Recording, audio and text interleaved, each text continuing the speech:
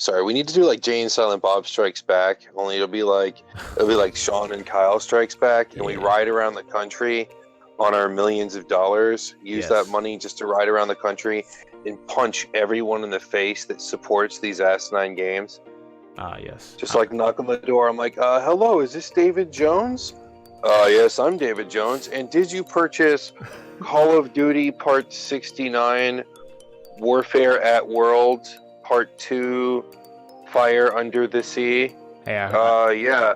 And did you spend $200 in microtransactions? Well, punch. How many times did I hit him? Just leave. I think one hit would work for that. I don't know if we have to wail on him. Yeah, and then, like, is your son Billy here? Yeah, we just walk in. Nice little swift uppercut. And it does, like, Billy, slow. did you have your dad buy this game? Punch.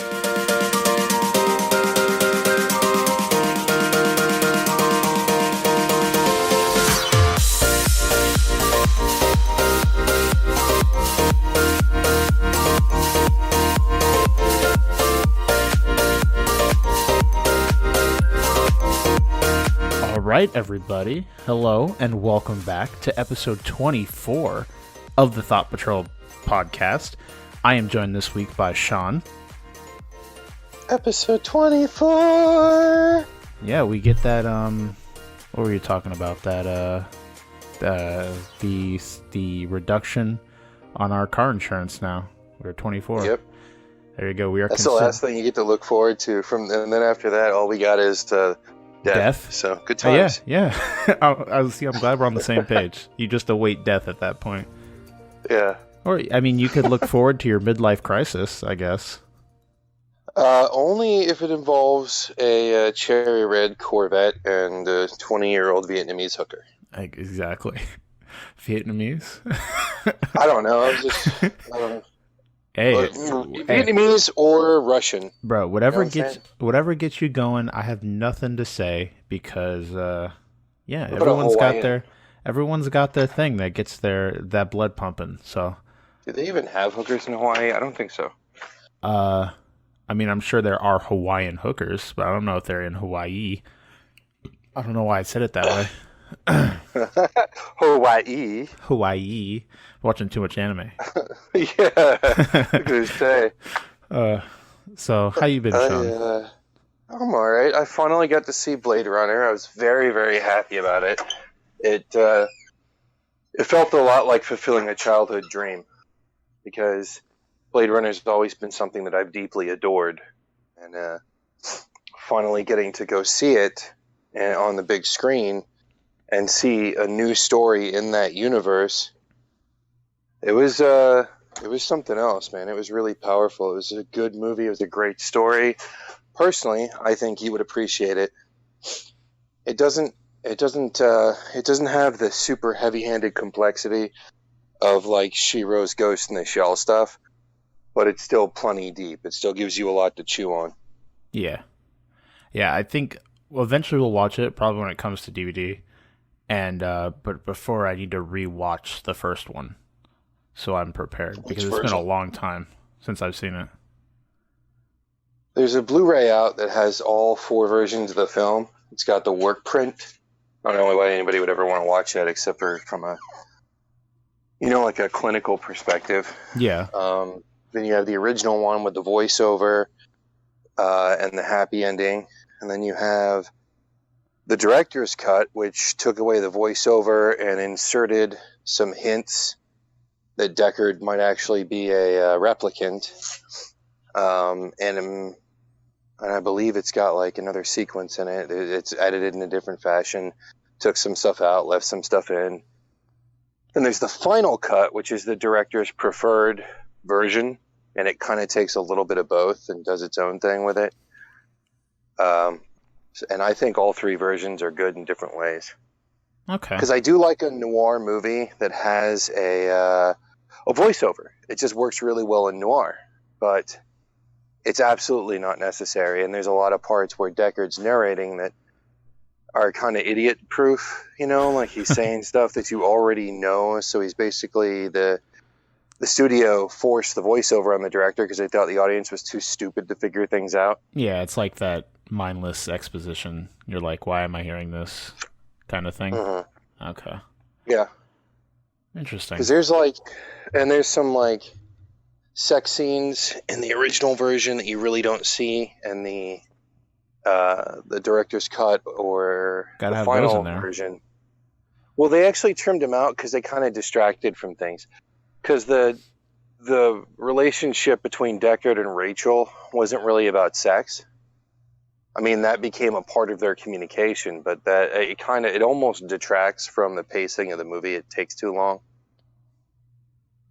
Okay. Interesting. Yeah. But anyway. Good. I'm glad you enjoyed it. I'm glad that you're able to go see it. I've been really lacking on movies. The only movies we've actually gone to go see were the Ghibli films that we went to go see in theater. And that's because the hype level is just extremely high for all those. And this weekend we're gonna go see. Well, right now it's Monday. We're recording a little late, but this weekend we're gonna go see Spirited Away in theaters, and I'm taking my entire family to go see it in English. So that's gonna be super fucking cool. That's what really inspired the whole Ghibli rebirth in America. Yeah, the whole Ghibli Renaissance when Disney brought that over, and there was like that, and then 15 other movies to follow. Yeah, and that's probably the best one to see in English because it was done by Disney. The other ones didn't. I don't know how many Disney actually did, but I know they did Spirited Away. Didn't Disney just bring them in? Didn't Disney just import them and put their brand on it? They didn't really do anything with the movie. I think they dubbed Spirited Away. They helped dub. I need to look because didn't they have like, what's her name? Shit, the girl that played in that movie about the pig. And it was based on a children's book, Charlotte's Web. You know the little girl. Who's the actor that played that little girl? Oh, I don't know. I didn't watch the live action version. Wait. Let me see if I could. But I think they dubbed it Spirited Away. Spirited Away. Well, they might have done the voice dubbing, but they didn't do the movie. They didn't have any hand in the direction, the story, any of that kind of stuff. That's why some of the Ghibli movies you could never bring over under Disney's banner simply because there is, like Nausicaa and things like that. You couldn't bring that over under Disney's banner. Or that Tales of Earthsea. Yeah. Because it's got slavery in it. Yeah. Maybe they didn't. I don't know. I thought they had like actual like popular actors voicing Spirited Away. I don't know. Probably. They did that with Armitage. They had Kiefer Sutherland and Juliette Lewis do the voiceover for the movie version. Armitage III. And then they had some other actors for the sequel. They had the guy who played Jar Jar doing a voice of this dude called Mouse. Oh, yeah. Who sounded just like Jar Jar. Yeah. Okay. Maybe I was... But yeah, I think that's... But yeah, no, they don't touch it. They just brought it over to the States, like you said. Yeah. But that was probably... It's like Tarantino brought over Hero. Yeah, like if because Tarantino was such a big kung fu fan and he liked wushu pictures, so he brought over Hero, which is about the death of wushu. Yeah, if you were to go up to someone in the street and they had the chance to know what Ghibli was, the first thing they would probably know about would be Spirited Away. If you were in the States. Yeah. Yeah. So that's super cool. I'm excited to see it, especially in theaters. It's going to be awesome. All the other ones that we've seen in theaters have been fucking fantastic. And I think we'll probably talk about it after we go see it again, because I'd rather have a fresh viewing when we talk about it, me and Caitlyn. So definitely interesting. Maybe I could try and convince one of my parents to come on and do the podcast. That'd be interesting. We'd have to be very PG for that. Actually, it depends on which parent we bring on. They have to be PG for Mama. You guys have heard Mama Thought Patrol. She came in last episode. So yeah, going on games, I haven't really done a lot the past week. Me and Hector, which is one of our friends that we play with, we played a bit of PUBG because he finally got his computer fixed.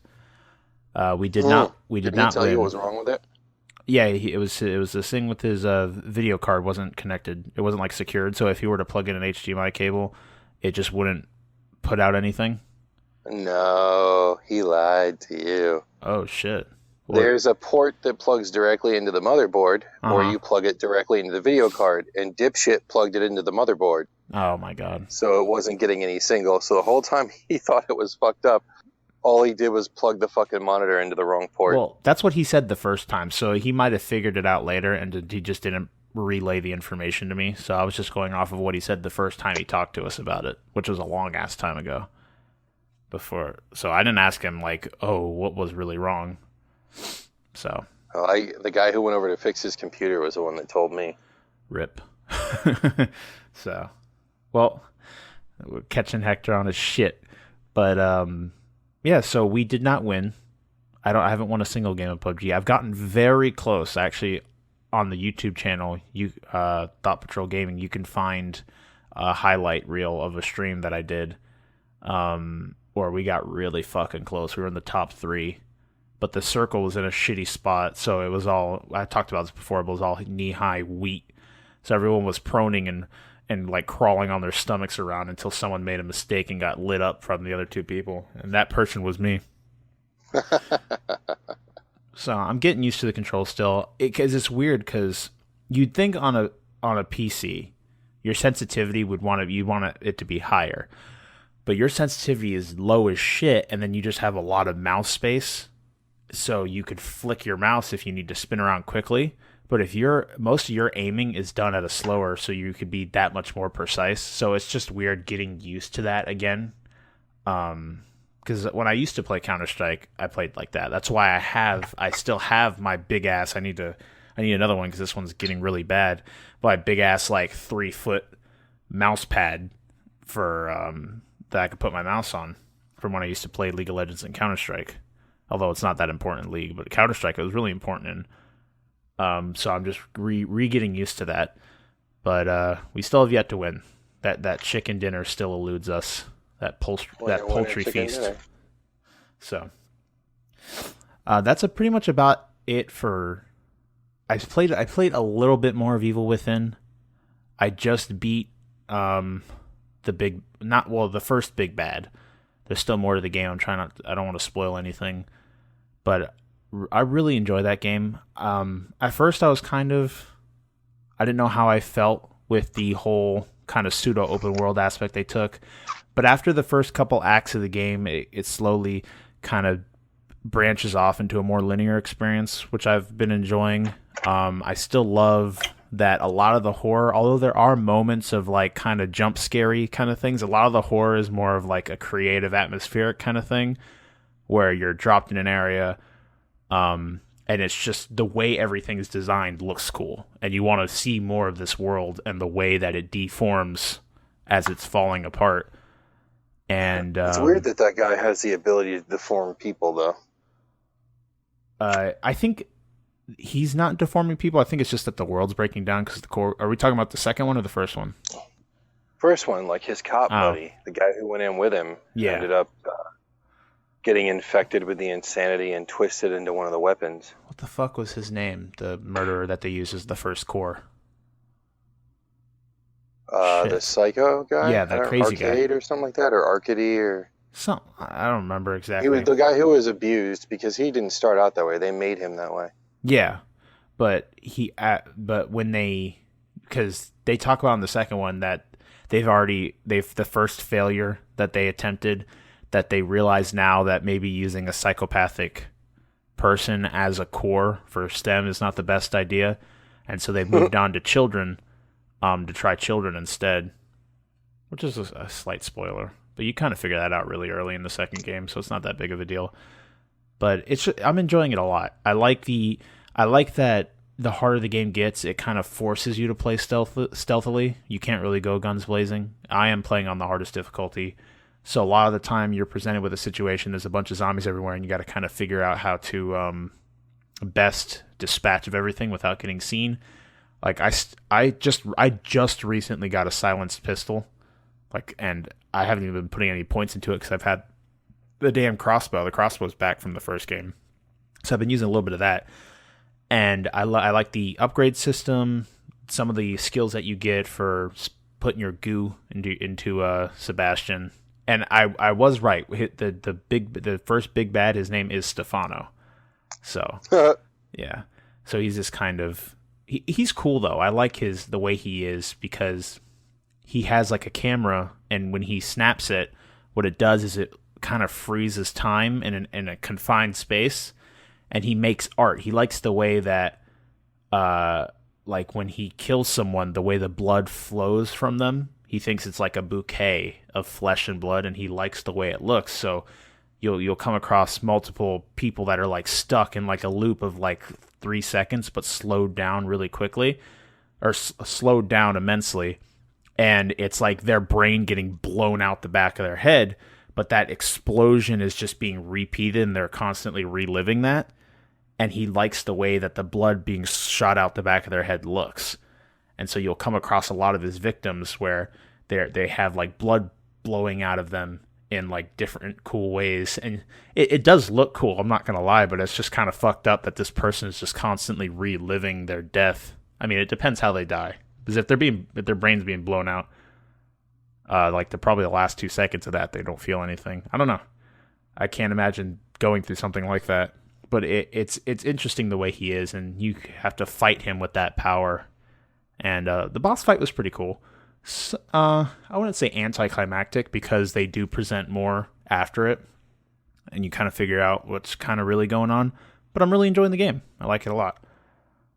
And besides that, gaming I haven't been really doing a hell of a lot. What about you, Shawn? Nah, not really. I mean, I've heard you guys started a new character in Destiny. Oh, okay. We have some Destiny news coming a bit later. We're going to talk about because they presented the at the Twitch that they recently had their what was it called, TwitchCon, and they talked about the whole season stuff for Destiny. What character did you start? I started Warlock. Ah, the Master Race. Welcome. Ugh.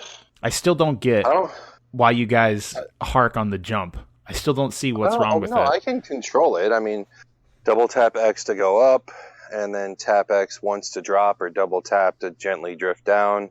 Or if you're falling, just hit it once and you'll drift.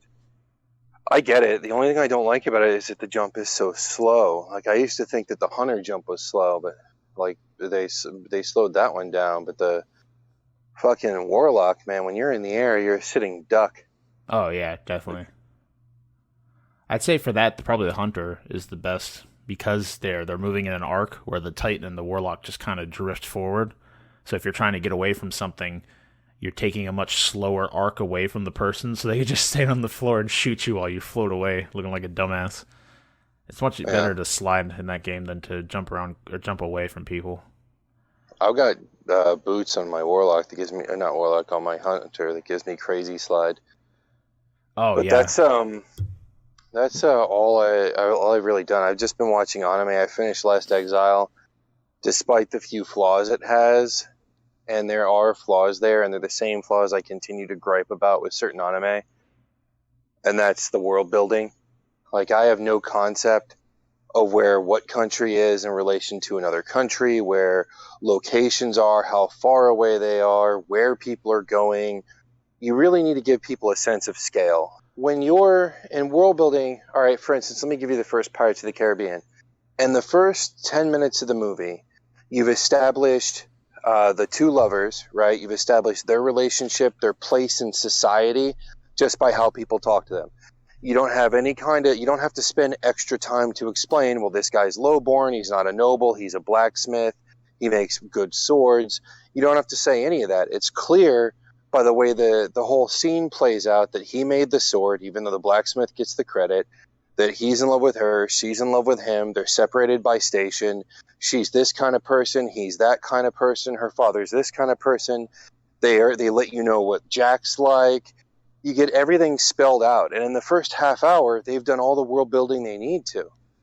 And they did it without going out of their way to do it. They did it while the plot was happening. And they could have done that in this show, but they don't. Now, they do a lot to at least give you an idea of where the politics sits and what sides are doing what and why. And eventually, they do get around to explaining what certain things are, like plot devices in the show. But in my opinion, it waited far too long to do it. So I'm sitting here for 3/4 of the series going, I don't know what any of that shit is. I don't really know what that is. I don't understand what happened or why. And then eventually they're like, oh, it's this. And I'm like, you could have fucking said that like 30 episodes ago and not drawn away from the plot. Like, I don't understand why you avoided that. That doesn't make any sense to me. But outside of the average efforts put into world building, the character building and the character relationships and the story was just so good. And I really, really enjoyed that. Unfortunately, they really didn't build the nations up enough. They didn't explain enough about what was happening in the two nations. And when you do finally figure it out, it's way too late in the plot. But outside of that, it was really, really good show. And I truly and genuinely enjoyed it. They have a sequel series that takes place like 10 years after with different characters that still syncs up with the first series. And again, they don't do as much explanation as they really should. You really kind of don't understand where everything's happening right off the bat. And that's sad. But I think it's going to be good. The only thing is it's gotten to the point where I don't know if I want to watch the 2 seasons back to back. I watched a few episodes, and it's starting off, fairly decent. It starts off a bit like Gurren Lagann, actually. But I don't know if I want to watch the second season. I haven't been feeling it from what I've seen so far, but or the second series, I should say. But it was good. But mostly I've just kind of been in an anime mood. And I've been watching anime and suggesting anime. I haven't really been doing a lot of game playing. For some reason, as much as I want to get into a single-player game and really enjoy a good experience, I'm just not feeling it. I've been discussing this with people about, like, when you get a little bit older, you go from being somebody that can...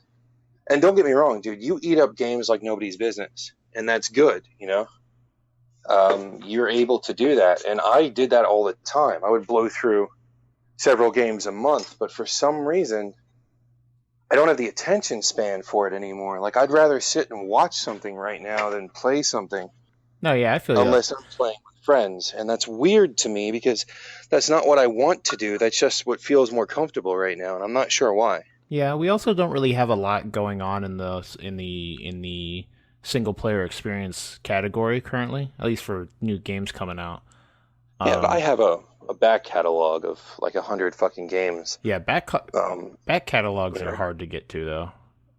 But yeah, you know what? Actually, go fuck yourself because you still have to play Persona 5.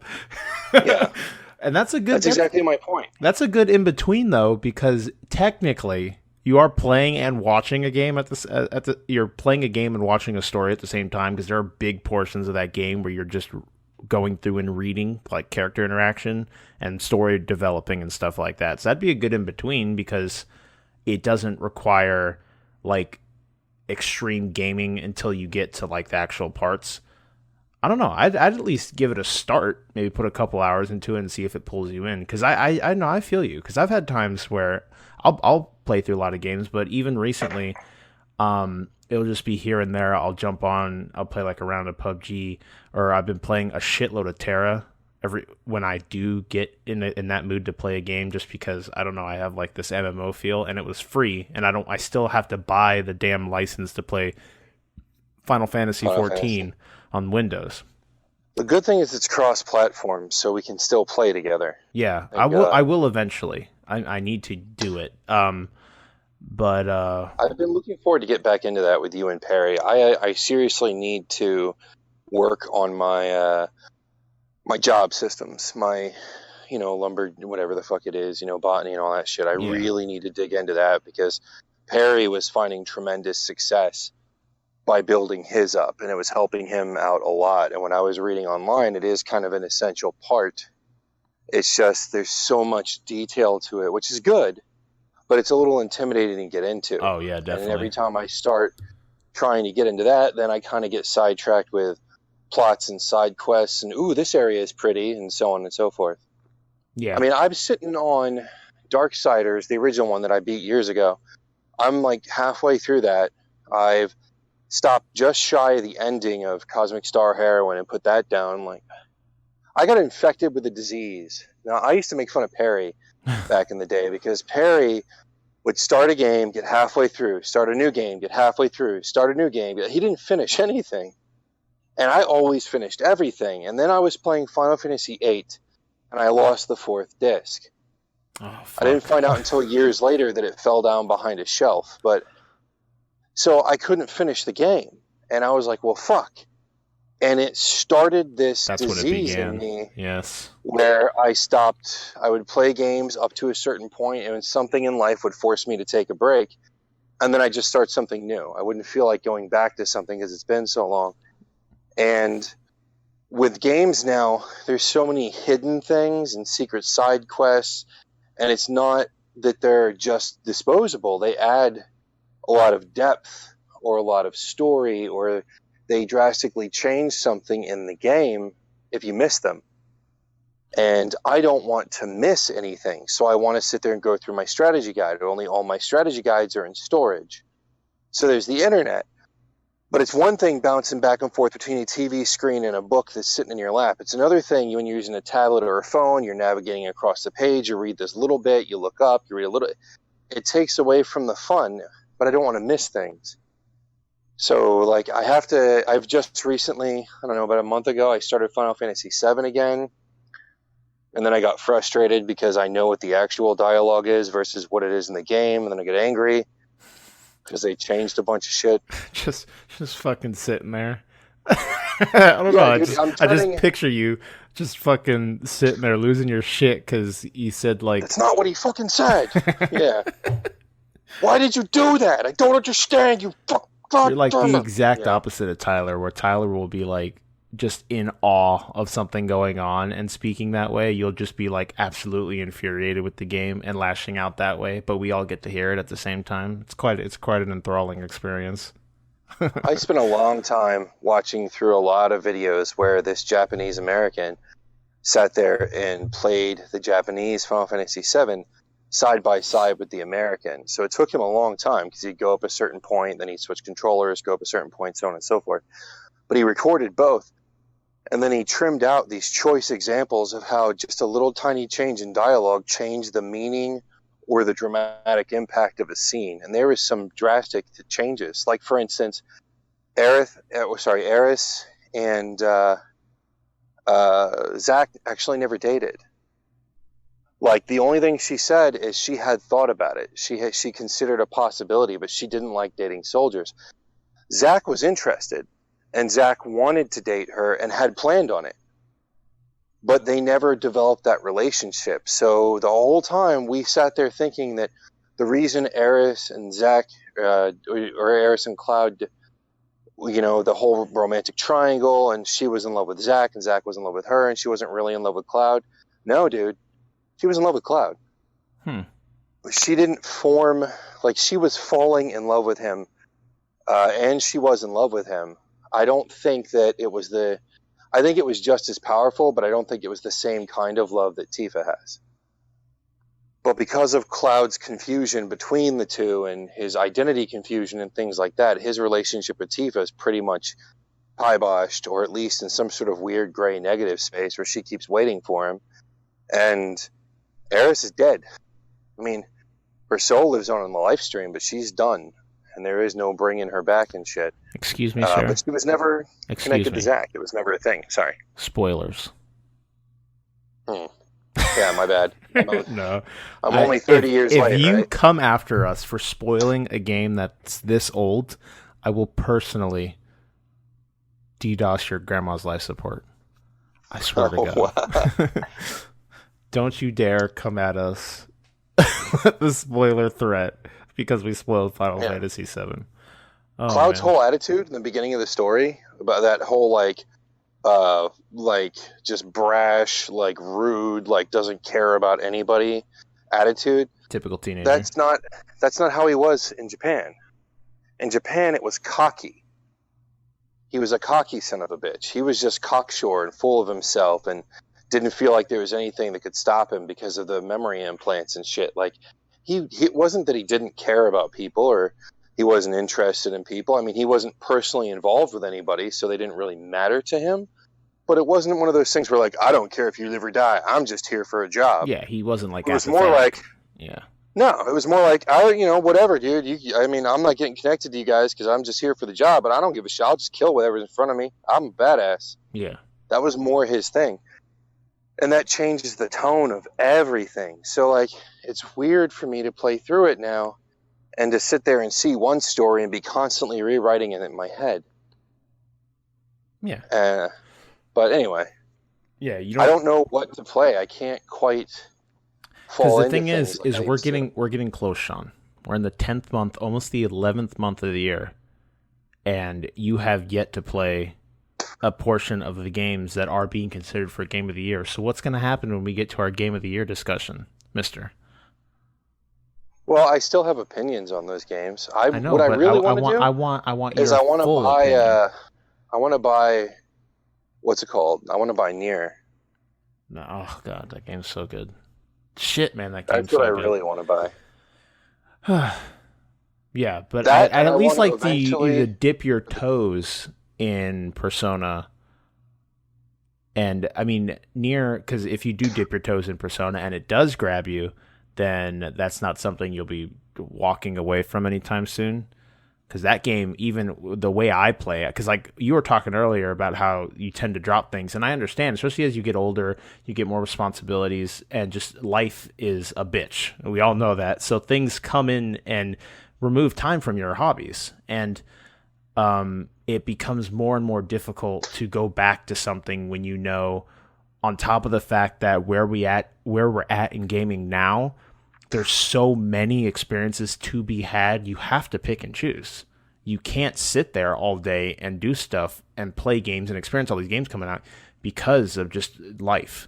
So I totally understand, but I'm like the direct opposite of you, where if I get into a game and I do drop it for whatever reason, I can come right back to it and continue where I was, although there is that little session of like, what the fuck was I doing? But once you kind of figure it out and you get back into it, and on top of the fact is that rarely happens, but I'll sit there, and you guys know me, especially with the multiplayer games, I'll sit there and just play the game. If it's like something that involves a grind, or if it's like a single player game, I'll sit there and just fucking play the game until it's done and dead in the water. And I could finish a game in like 2 days. Mostly because my schedule allows it, with being at work and all other stuff or my work being at night. So I have a lot of the time from the day to invest in stuff like this. But I'll blow through a single player game in like a day or two, and I'll just be done with it. And I'll have that experience. And that's why I don't know where I'm going with this, but I'm just kind of like the exact opposite. And again, eventually we'll get like that. Eventually, there'll be kids in the way. There'll be family in the way. Not in the way. I don't think that's a good that's a good way of saying it. But they'll be a part of life, and it just becomes that much more difficult. And a lot of people that are part of this community, they are part of an older audience. They are they have families. They have kids, and it just, you have to be very considerate with that time that you spend doing these things. And it sucks, but it's just how it is. And the good thing about it is that's what backlogs are for. And there will always be a time when there's not really anything to do. You'll always run into something like that. Like we had that time during the summer this year. We had that nice month of a break where we didn't really have anything too big to worry about in preparation for fall, where we're at now, where we're just getting swamped with stuff. So, but yeah, that was that. It's saddening, but it's just how it is. But we're happy that you guys come and listen to us. We're happy to talk with you guys about stuff like this. And if you have anything that you'd like to share with us, especially if you are in that boat and you'd like to share your experience with us, feel free to leave a comment down below or join in the Discord and talk to us. So, Shawn, you have anything else? It's a happy birthday podcast. It's my birthday, everybody. Yes. Wish me happy birthday. We will not ask what age you are turning, but we will relish the day that you came out of your mother's vagina. Yeah. I relish that day every second. Happy vagina escape day. Yes, That was that's the good. message I got. That's nice. I don't get vagina escape day. I got like popped out of your mother's stomach, alien style, because I was a C-section. So I got happy you got gored out of your mother day. So, because I was a big baby, and I was a sick baby.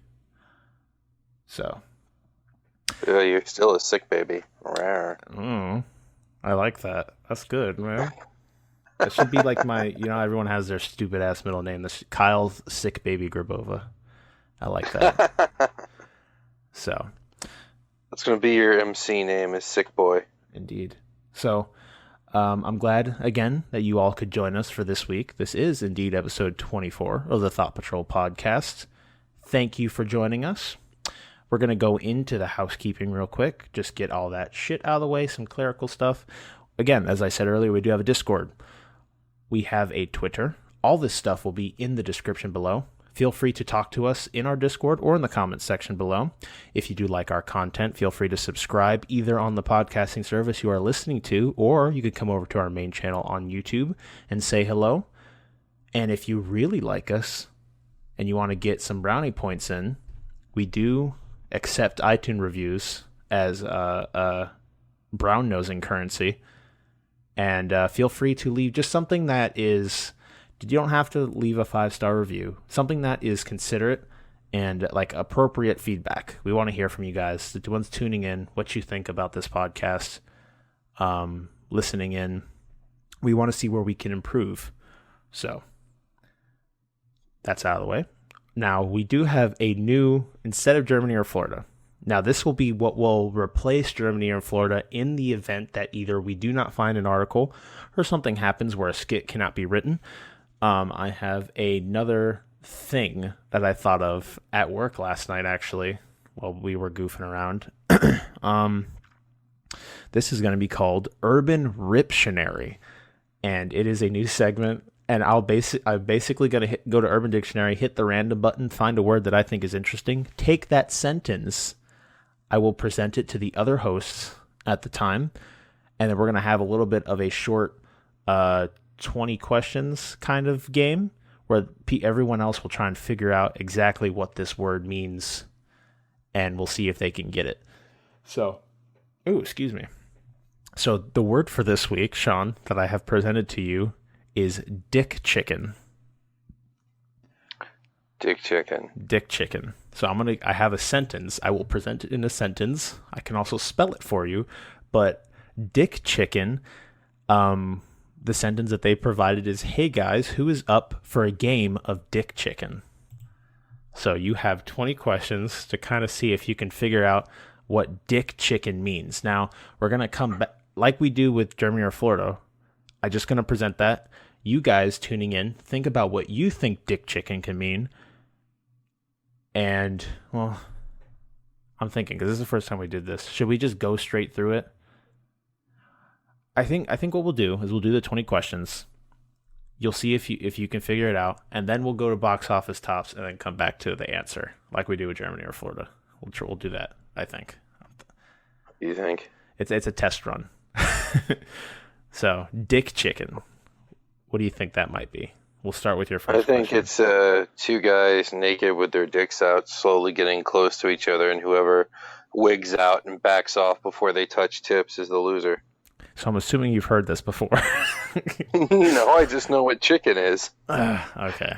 Well, that was fast as hell. So I'm going to go ahead and read the definition for you guys out there. Shit, man. Well, I guess context clues, whatever. So, dick chicken is a game played by two presumably straight males where each player pulls out his penis and stares at the other player. The one whose penis moves first is declared the loser, and thus ridiculed and called this definition, not just called gay, but called a gay for a minimum of 2 hours.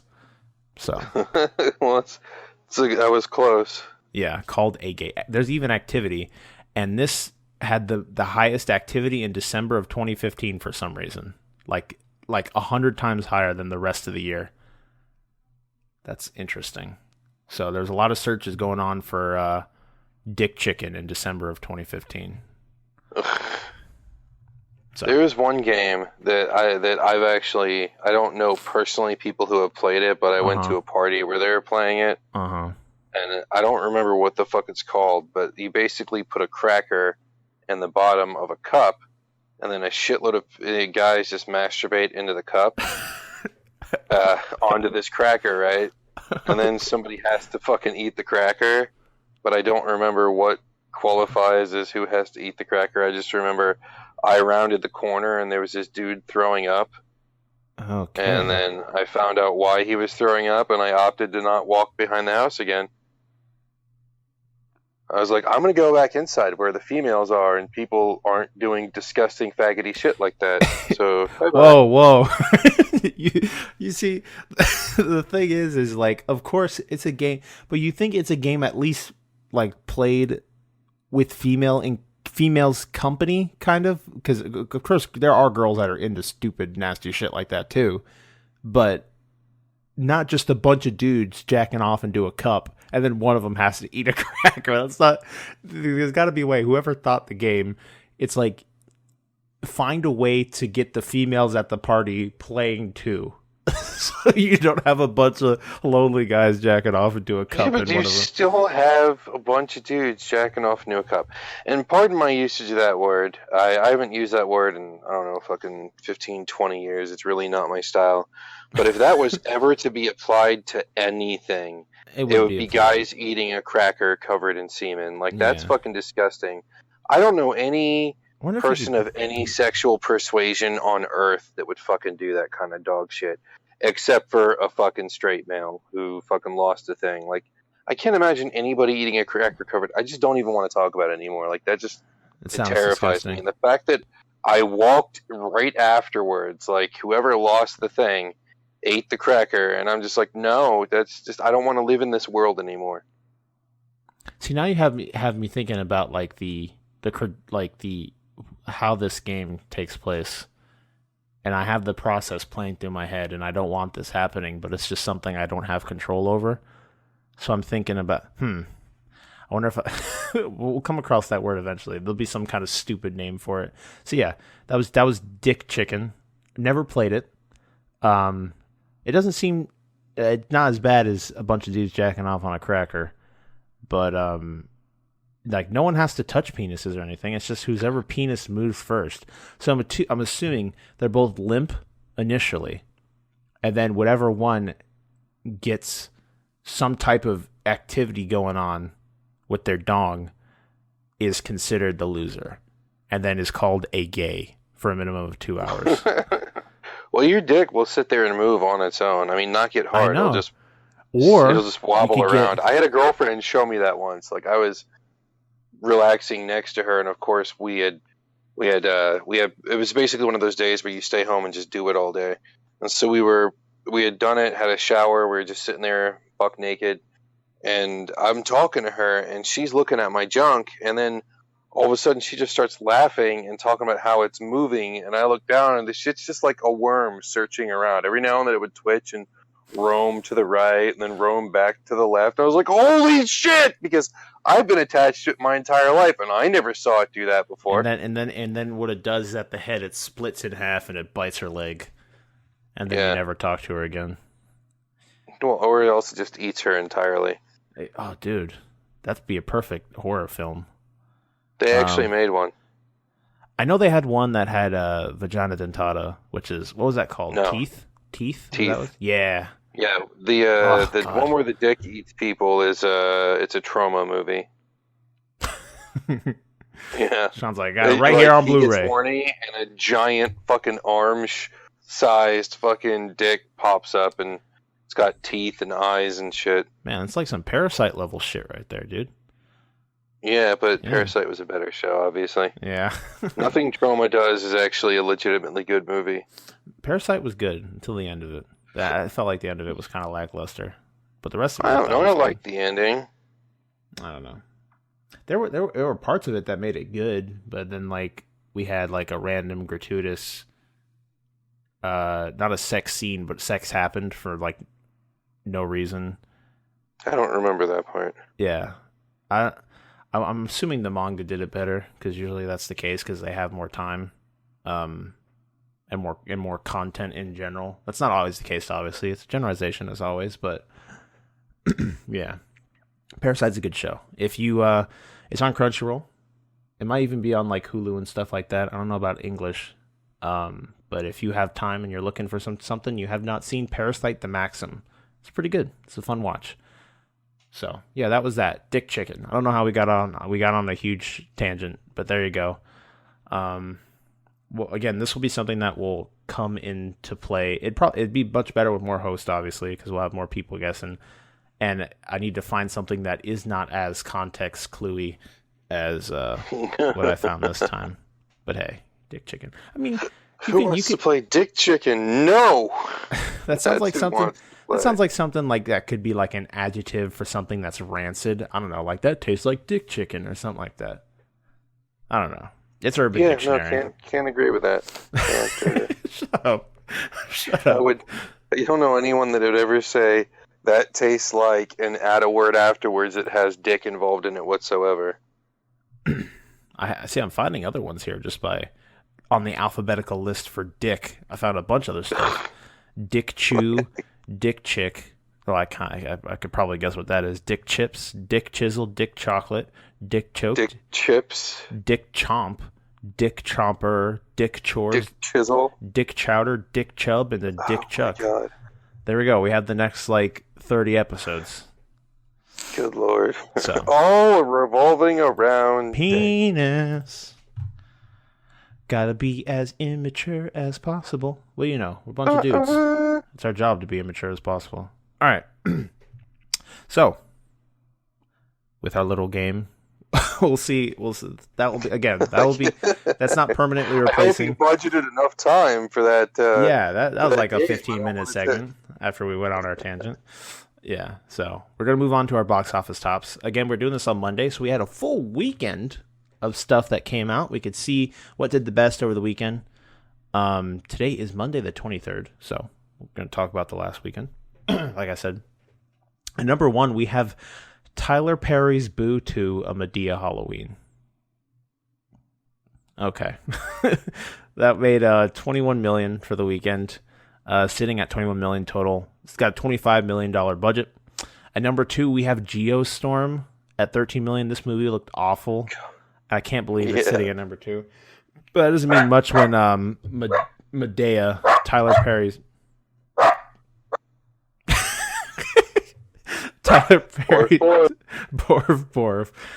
Tyler Perry's Medea is sitting at number 1. Not a lot of people went to go see movies this weekend. Geostorm is sitting at $13 million with a $120 million budget. So I have a feeling that Geostorm is going to sink, which is good because just didn't look like a good movie. It probably, I don't think I mean, that might actually be a lie. I'm trying to think if I've ever seen like an apocalyptic movie that was decent that I thoroughly enjoyed, and I can't think of one right now. Armageddon was pretty decent. That was the one where they went to space and had to blow up the meteors, right? Yeah. Okay. Yeah, that was all right. I think that was like the first thing that came to mind. I was thinking about the movie, I just couldn't think of the name. So that's Geostorm. At number 3, we have Happy Death Day, which made $9 million over the weekend. It's sitting at $40 million total on a $4.8 million budget. So I didn't know that Happy Death Day was Blomkamp, or was that what his name? Blomkamp, something like that. It was one of his production companies that made that movie, which is interesting. And that's the same company that did, what was it, Chappie and District 9 in those movies, I'm pretty sure. Well, so there's no accounting for quality. Yeah. So the movie was okay. I mean, I talked about it a little bit last week when I went to go see it. At number 4, we have Blade Runner 2049 sitting at $7 million. It's grossed $74 million, which is half of its budget at $150 million. It's in its third week. We're hoping it hits budget. It probably will get there or surpass once they start doing DVD sales and stuff like that. And again, this is only domestic. That's not going to give us a sequel. That's not going to. I mean, I apologize for interrupting you, but when you have hard science fiction, or when you have subgenres like cyberpunk or steampunk and the noir detective things, or you have Ender's Game, which is hard-edged science fiction. These are genres that need to live. And if you're going to do a lot of pictures like that, you need a budget. It needs studio backing. And when movies that come out that do what cinema's afraid to do, or they take risks, you have something like Dread that comes out that's more of a science fiction action movie, but it's still the kind of movie we need to have out there. But nobody goes to see them. Do you know what they go to see? They go to see Happy Death Day, and they go to see Saw, and they go to see Geostorm. And Geostorm. What the fuck is wrong with you people? The reason why our theaters continue to get flooded with garbage is your fault. There's quality. Hey. Movies that are brilliantly made, that have a brilliant score, amazing acting, in-depth, thoughtful storylines, great choreography, great action scenes. They do everything with the utmost of panache and polish, and they give you the highest quality product. And you go to see Geostorm. You're fucking retarded. What is wrong with you people? And here's the thing. We're not going to end up all of these good art forms, movies like Blade Runner that we need to have out there, that have messages that need to be said, performances that need to be seen. Those movies are going to disappear. We haven't had a cyberpunk movie in theaters for decades upon decades. The last one I remember coming out was Johnny Mnemonic.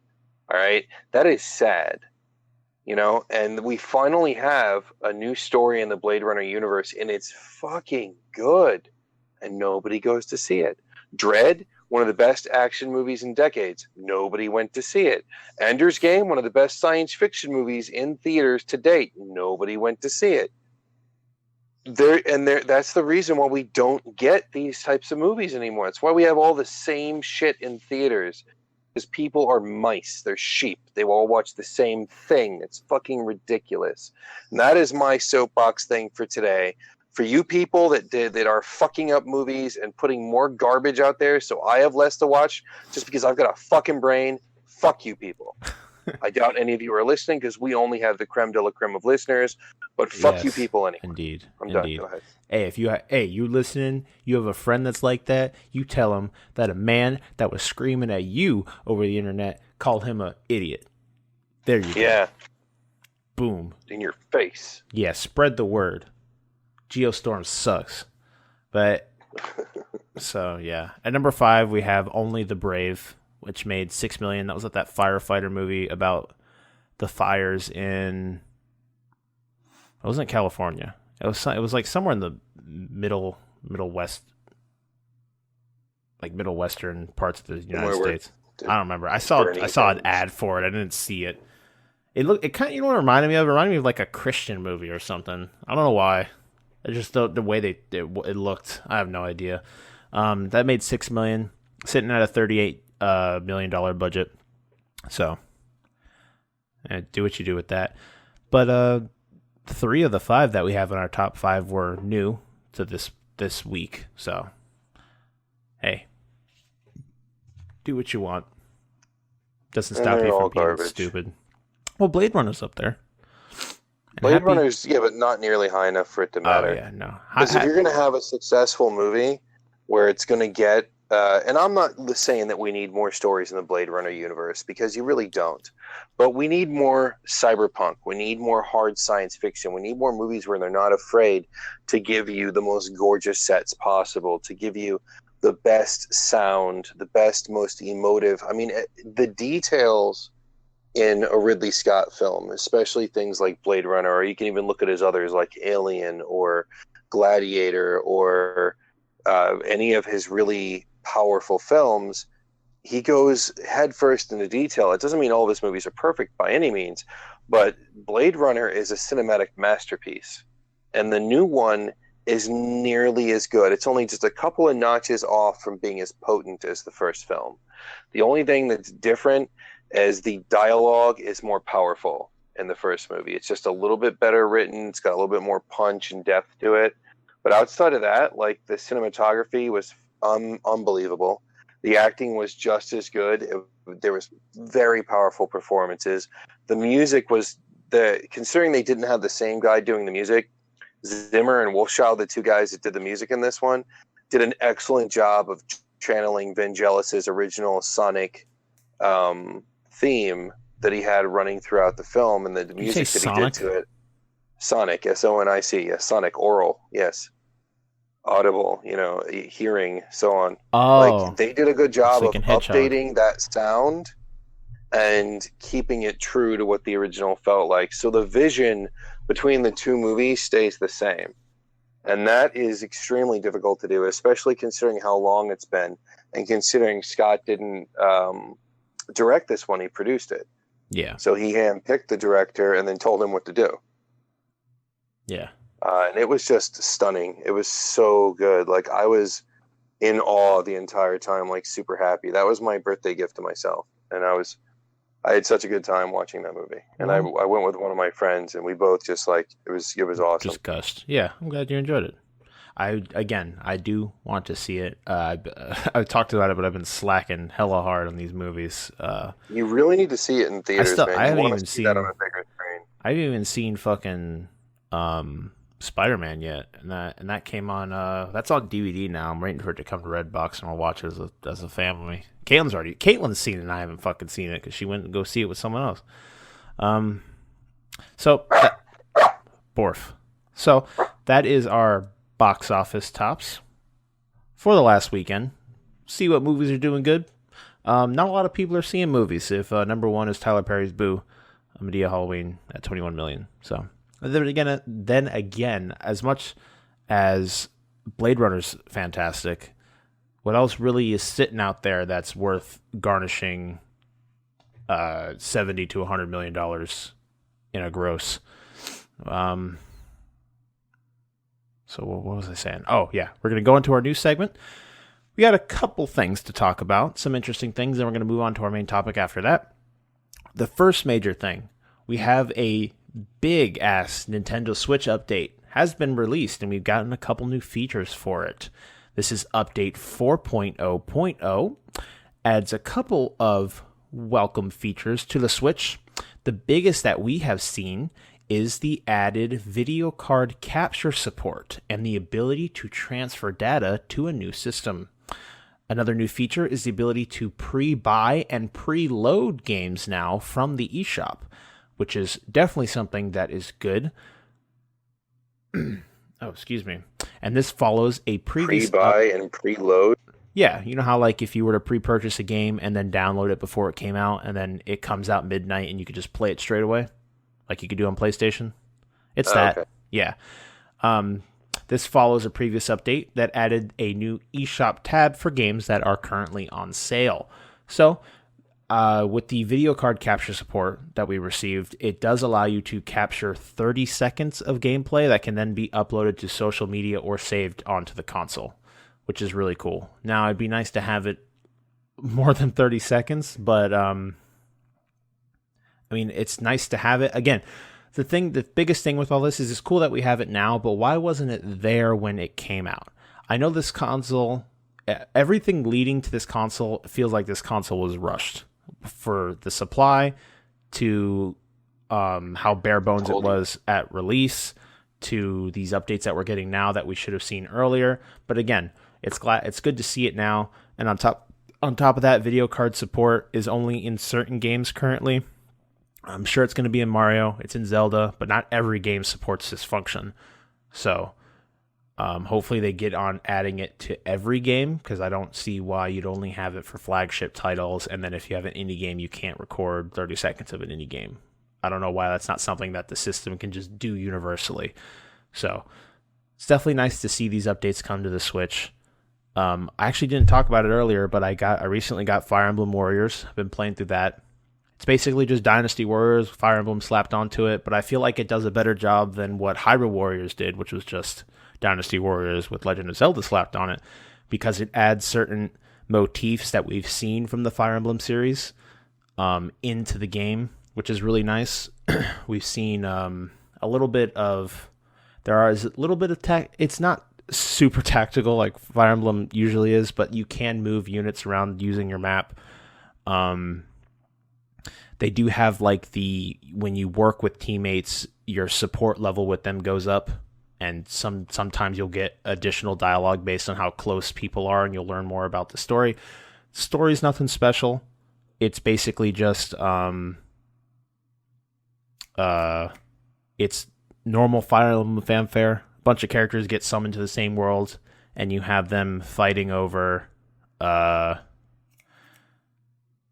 some type of gem. This time we have a shield that could collect gems that allow you to seal away the great evil. The biggest appeal to this is the fact that where you get all this collection of characters that we've all come to know and love from previous Fire Emblem games, and they're all together, and you could still play as them, and you get these cool ass things where you could just decimate hundreds of people on the field while you fight, stuff like that. It's nothing revolutionary, but it's a fun game to have on the Switch, especially the way it plays. You can just kind of sit down somewhere, kind of demolish guys for like 15, 20 minutes while you wait to move on to whatever you're doing next. It's just something to do, in all honesty. Boy. I enjoy it, though. It's fun. I actually went to work, and I thought I was muted.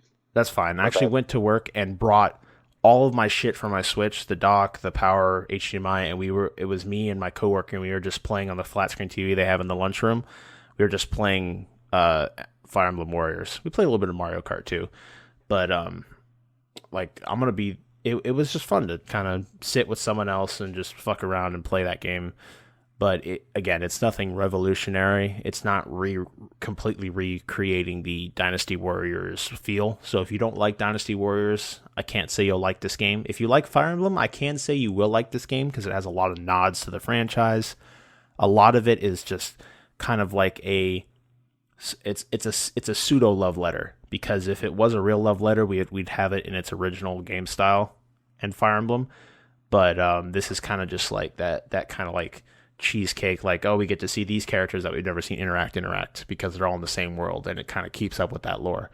My biggest gripe is the fact that with these games, I like it because although I don't know how in-depth the support system is, usually in Fire Emblem you make your character, although they're connected to a male-female version, and you could kind of customize the way they look, which is nice because then you could create a character and you have your own character, and then you can increase your support with other characters, and you could you could get married to characters. Like in the previous game, you could get married to a character. Depending on who you marry, you could have a kid, and then that changes like their hairstyle, all this other stuff.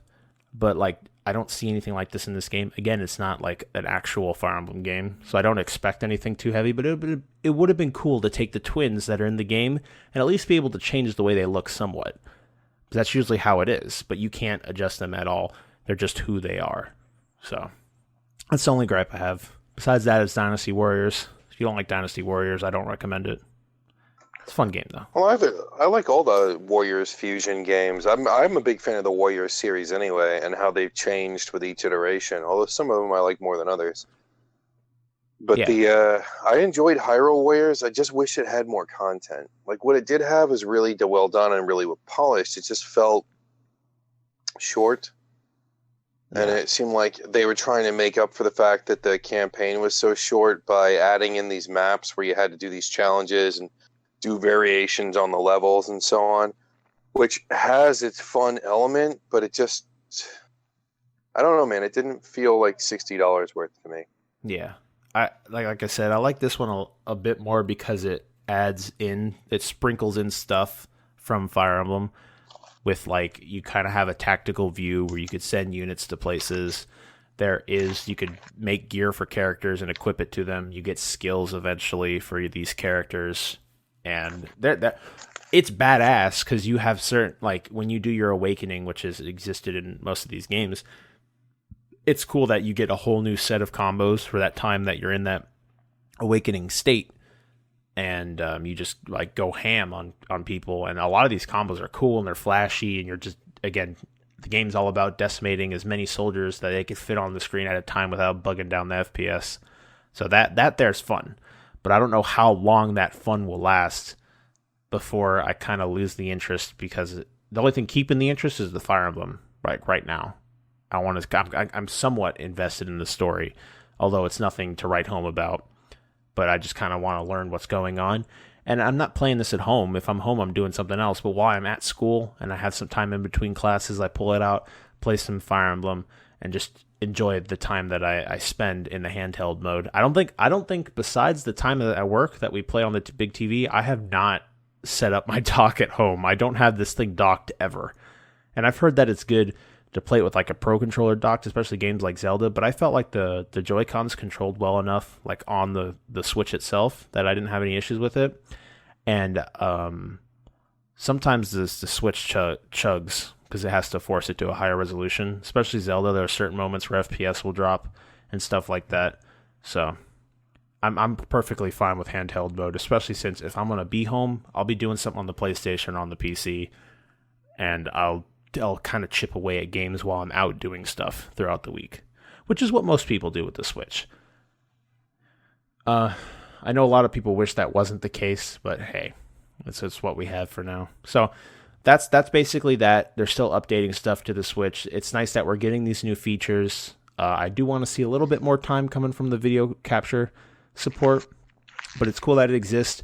And it's nice that you could actually now transfer data to a new system. Although it works like the way the 3DS does, where if you do that transfer, all the original data on the old system is deleted and it can't be used at all. So keep that in mind. If you're moving something from one Switch to another, you are losing all that original data, because otherwise you just could copy games. It's nice that we have a preload function too, because I've done that a couple times. I did that with Nier. And then because I wanted to play that game so fucking bad, I preloaded it. Moment it hit midnight, I started on that game and I went ham on it. Because normally I'd have to wait till the next day, go to a store, pick it up, or go pick it up from wherever. Or if it was through Amazon, I'd have to wait for it to get here in the mail, which isn't until like the afternoon. And I'm like, hell no, I'm playing this game as fast as I can. So I just waited till it hit midnight. And so it's nice to see that on the Switch too. Ooh, man. So, moving on to the next article, we have the Destiny 2 winter event, which we've seen before. It's called what's it called? The Dawning? Yeah. So they showed off some of the new armor sets for the Dawning. They showed off a hockey mode, which is going to be basically in the farm, which no one goes to anymore. But now instead of soccer, they have hockey there. And there's also snowballs that you can now pick up that can be tossed at people and even enemies to damage them. It's obviously not anything big, but there's that. They also recently had TwitchCon, and they discussed this basically when we talked about it earlier, but we talked about it in a previous episode, but the seasons update to Destiny and what they plan on doing moving forward. And the seasons are going to be basically shown off the way that seasons actually are. So we'll have a summer season, a fall season, winter, spring, and every season your clan will reset. We're currently in season 1 still. So I'm assuming when we hit December, the DLC comes out, we'll be moving into season 2.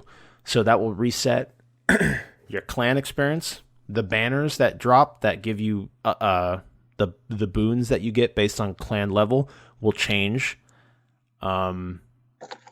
What else was there? Fuck. 1 second. This is us. I'm prepared. That all seems pretty pointless to me. Yeah, currently it does. I want to see what they do. Here, let's see. Seasonal content schedule. I got you guys. So this is an article from denofgeek.com. And this talks about Bungie explains Destiny 2's seasonal content schedule. So at TwitchCon, which we talked about, they talked about the 4 seasons. Oh, this is Matthew Bird of this website. I want to link him. It's going to be 4 seasons of Destiny 2 content. Each of these seasons will likely feature at least one major in-game event, and it doesn't seem there will be another major event added in Destiny 2's inaugural year.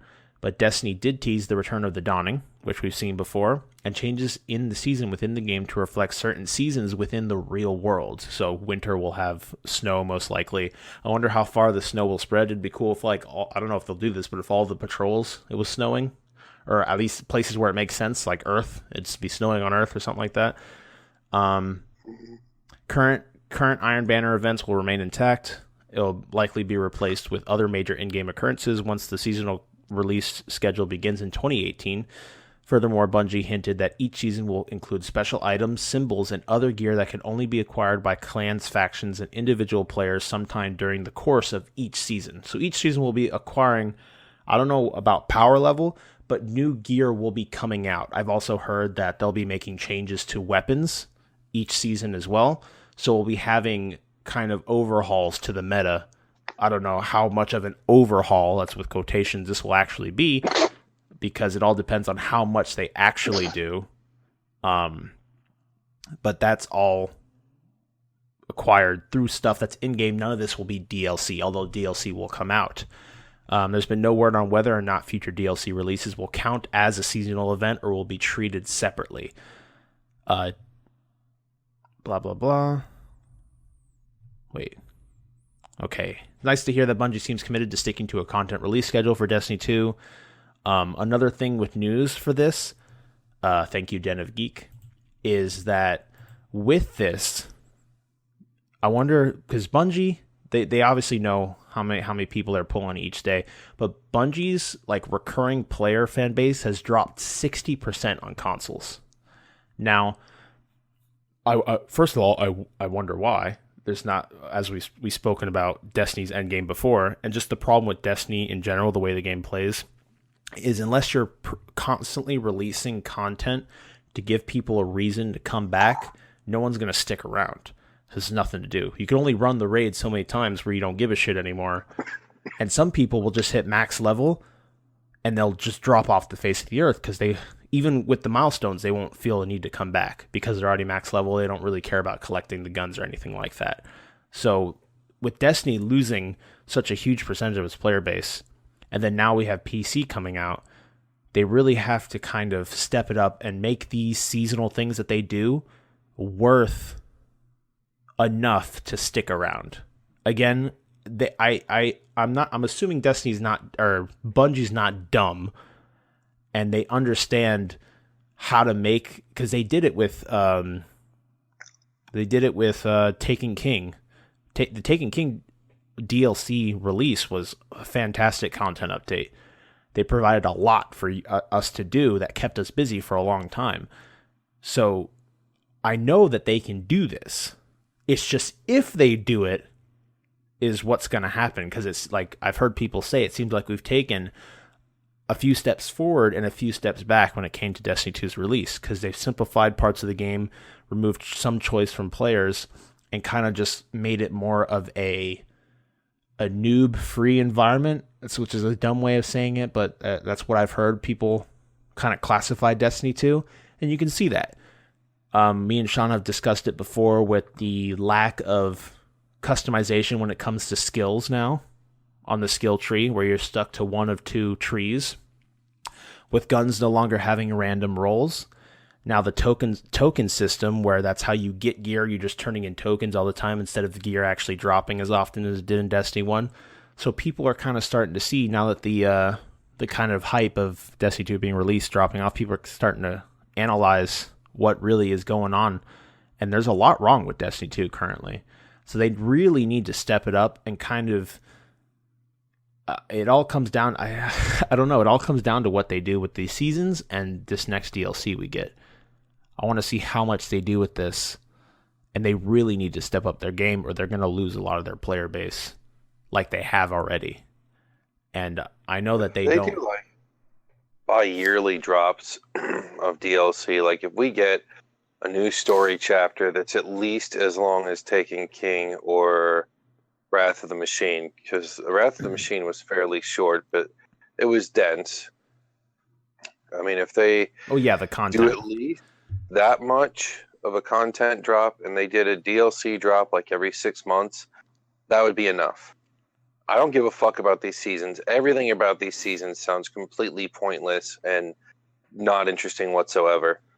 I don't understand. It's like, here, we're just going to basically add some potpourri and freshen the room up a little bit. Are you fucking kidding me? Oh, look, here's some new weapons and some new armor to take the place of all the other identical weapons and armor that are either heavy, light, or medium. You know, here's your mobility armor, here's your resilience armor, here's your other armor. What's the fucking difference? All of these new armors are going to do the same fucking thing. They're just going to look different. So, I mean, what are you going to do? Unless you add mechanics that make it worth coming back in again, it's boring. Like, the only reason I'm doing it now is just because I have nothing else to do and the shooting's so good. And I'm not a competitive gamer. It bores the shit out of me. The only reason Overwatch is fun is because they do it with friends and the characters are interesting and the gameplay is interesting. But even then, I can only take it for so long. Same. Competitive is dull. It's entertaining for a little while and then I lose interest. I'm into single-player experiences and multiplayer cooperative experiences.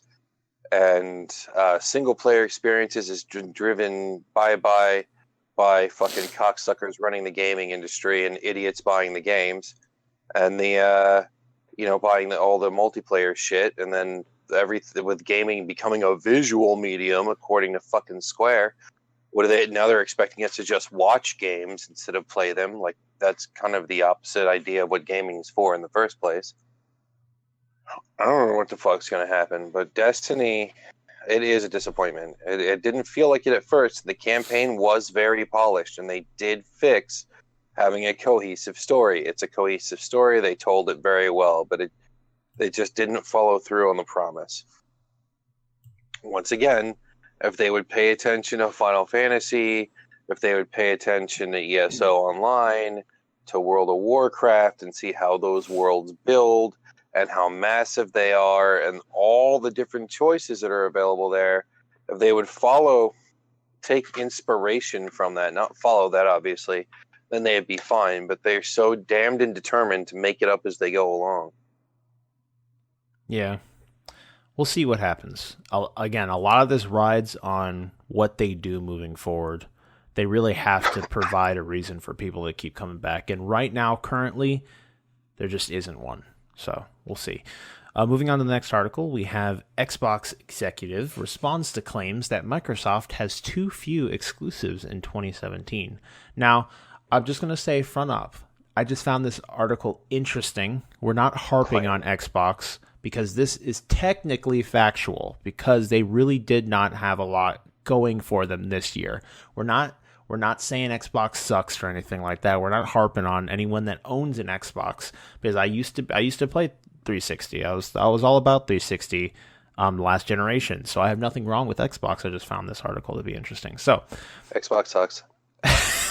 So we have Xbox Studios general manager Shannon Loftus is a little bit confused over the claims that the Xbox One's holiday 2017 lineup of exclusives is on the weak side. Quote, in terms of exclusives, I've heard that rumor, and I'm a little bit confused because we have a really good lineup this holiday, Loftus said. Now, they do have PUBG going forward. And Cuphead. Cuphead is not exclusive. Yeah, it is. Are you sure? Yeah, it's only on Xbox and computer. Oh, I did not know that. Yeah, Cuphead's been an exclusive. Microsoft bought the game in its early stages when they were still kickstarting and trying to find funding. Microsoft came in and basically bought it and gave them a shitload of money to finish. Interesting. So Loftus said, we've got the most popular game on the planet in PlayerUnknown's Battlegrounds, and the Xbox console is going to be the only place where you can play that. We also have Forza Motorsport 7, which every single year reinvents the racing genre and basically owns racing in the video games industry. When asked if the lineup of the Xbox One X enhanced titles is strong enough to launch a new system with, Loftus again pointed out that the lineup is incredibly strong when you consider that more than 100 titles are getting updated for the Xbox One X.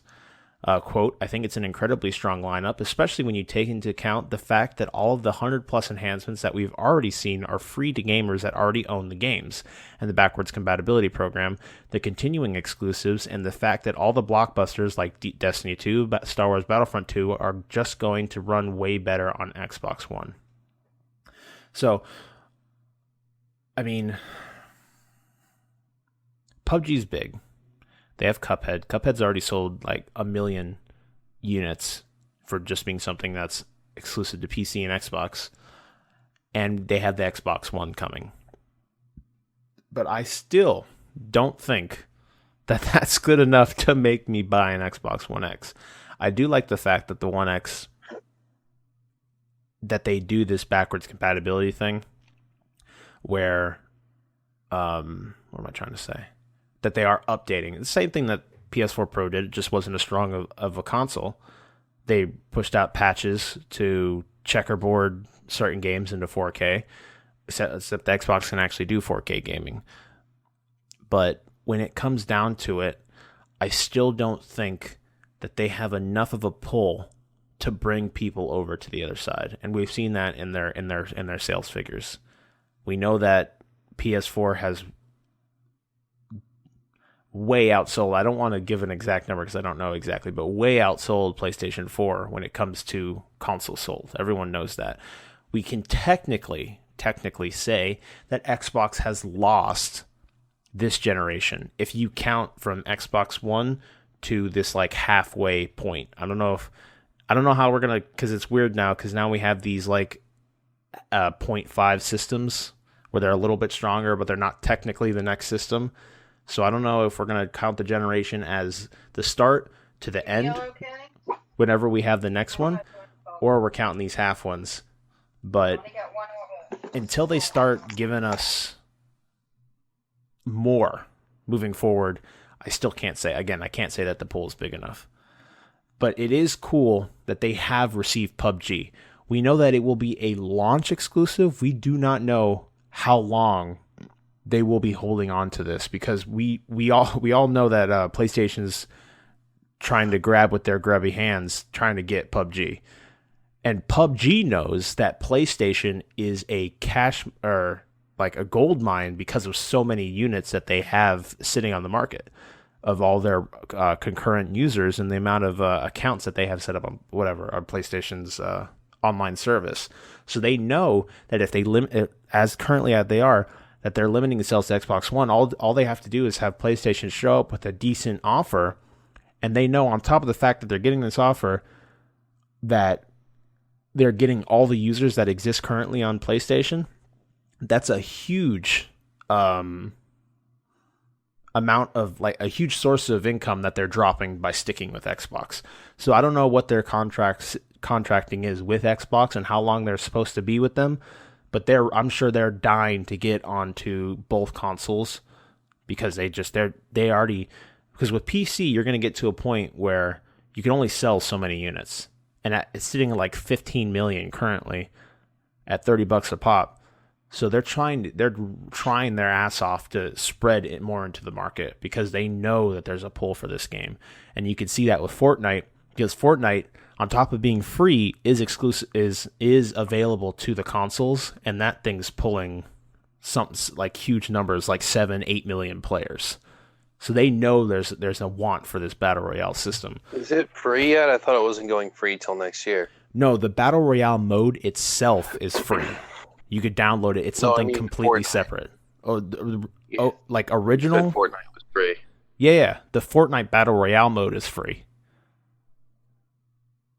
Like Fortnite. Oh, you have to pay for the single player mode. Yeah, the co-op tower defense mode, that's still in its early access, but this Battle Royale thing is something completely separate. When you go to open up the game, they'll have Fortnite, and then it will say Battle Royale underneath it, and then you just launch Battle Royale.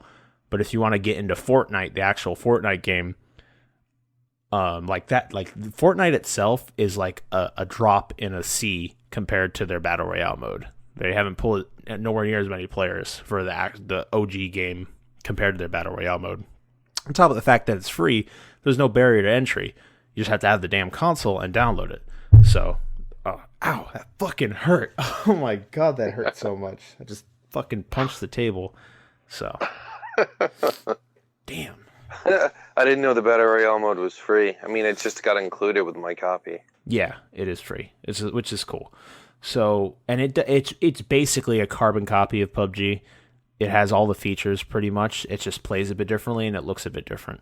So, it's definitely, you can still do the 4-man play, 3-man, 2-man, or 1-man play. And everyone just takes 90 people, something, drops them all into a big ass map. Everyone loots for gear. So the only thing that Fortnite has going for it is the fact that you can build at the same time. So definitely interesting. I want to see, once the actual Fortnite goes free to play, I want to see how many people actually are like, hey, let's try this other mode, and how many people actually shift over to the actual Fortnite. And I want to see what they do with their marketing standpoint, or not marketing, their business practice too. Once it goes free, I want to see exactly how they're going to recoup for the fact that they're making it free, how bad they get with their microtransactions. Originally, it was supposed to be a $60 game, just like anything else. Yeah. All right, we got 2 more articles, and we'll talk about our main topic, which isn't huge, but it's definitely something that'll be interesting to watch as we go forward. So we have Sony is publishing Nintendo Switch and PC games under a new label. So Sony Music Entertainment has launched a new publishing label called Unties, whose upcoming projects include a game titled Tiny Metal that's coming to Nintendo's hybrid console as well as PC and PS4. Unties has so far revealed 3 more projects, 1 for PS4 and 2 listed for PC to be announced, hinting that they could come to other platforms later on. Sony Music says the label has been set up to unearth high-quality indies, or this is quote, and utilize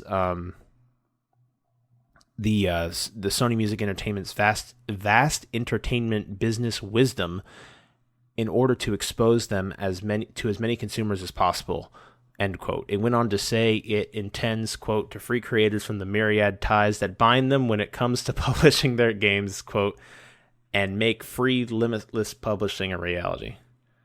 What a way to word that sentence. It sounds like something that to free creators from the myriad ties that bind them to when it comes to publishing their games.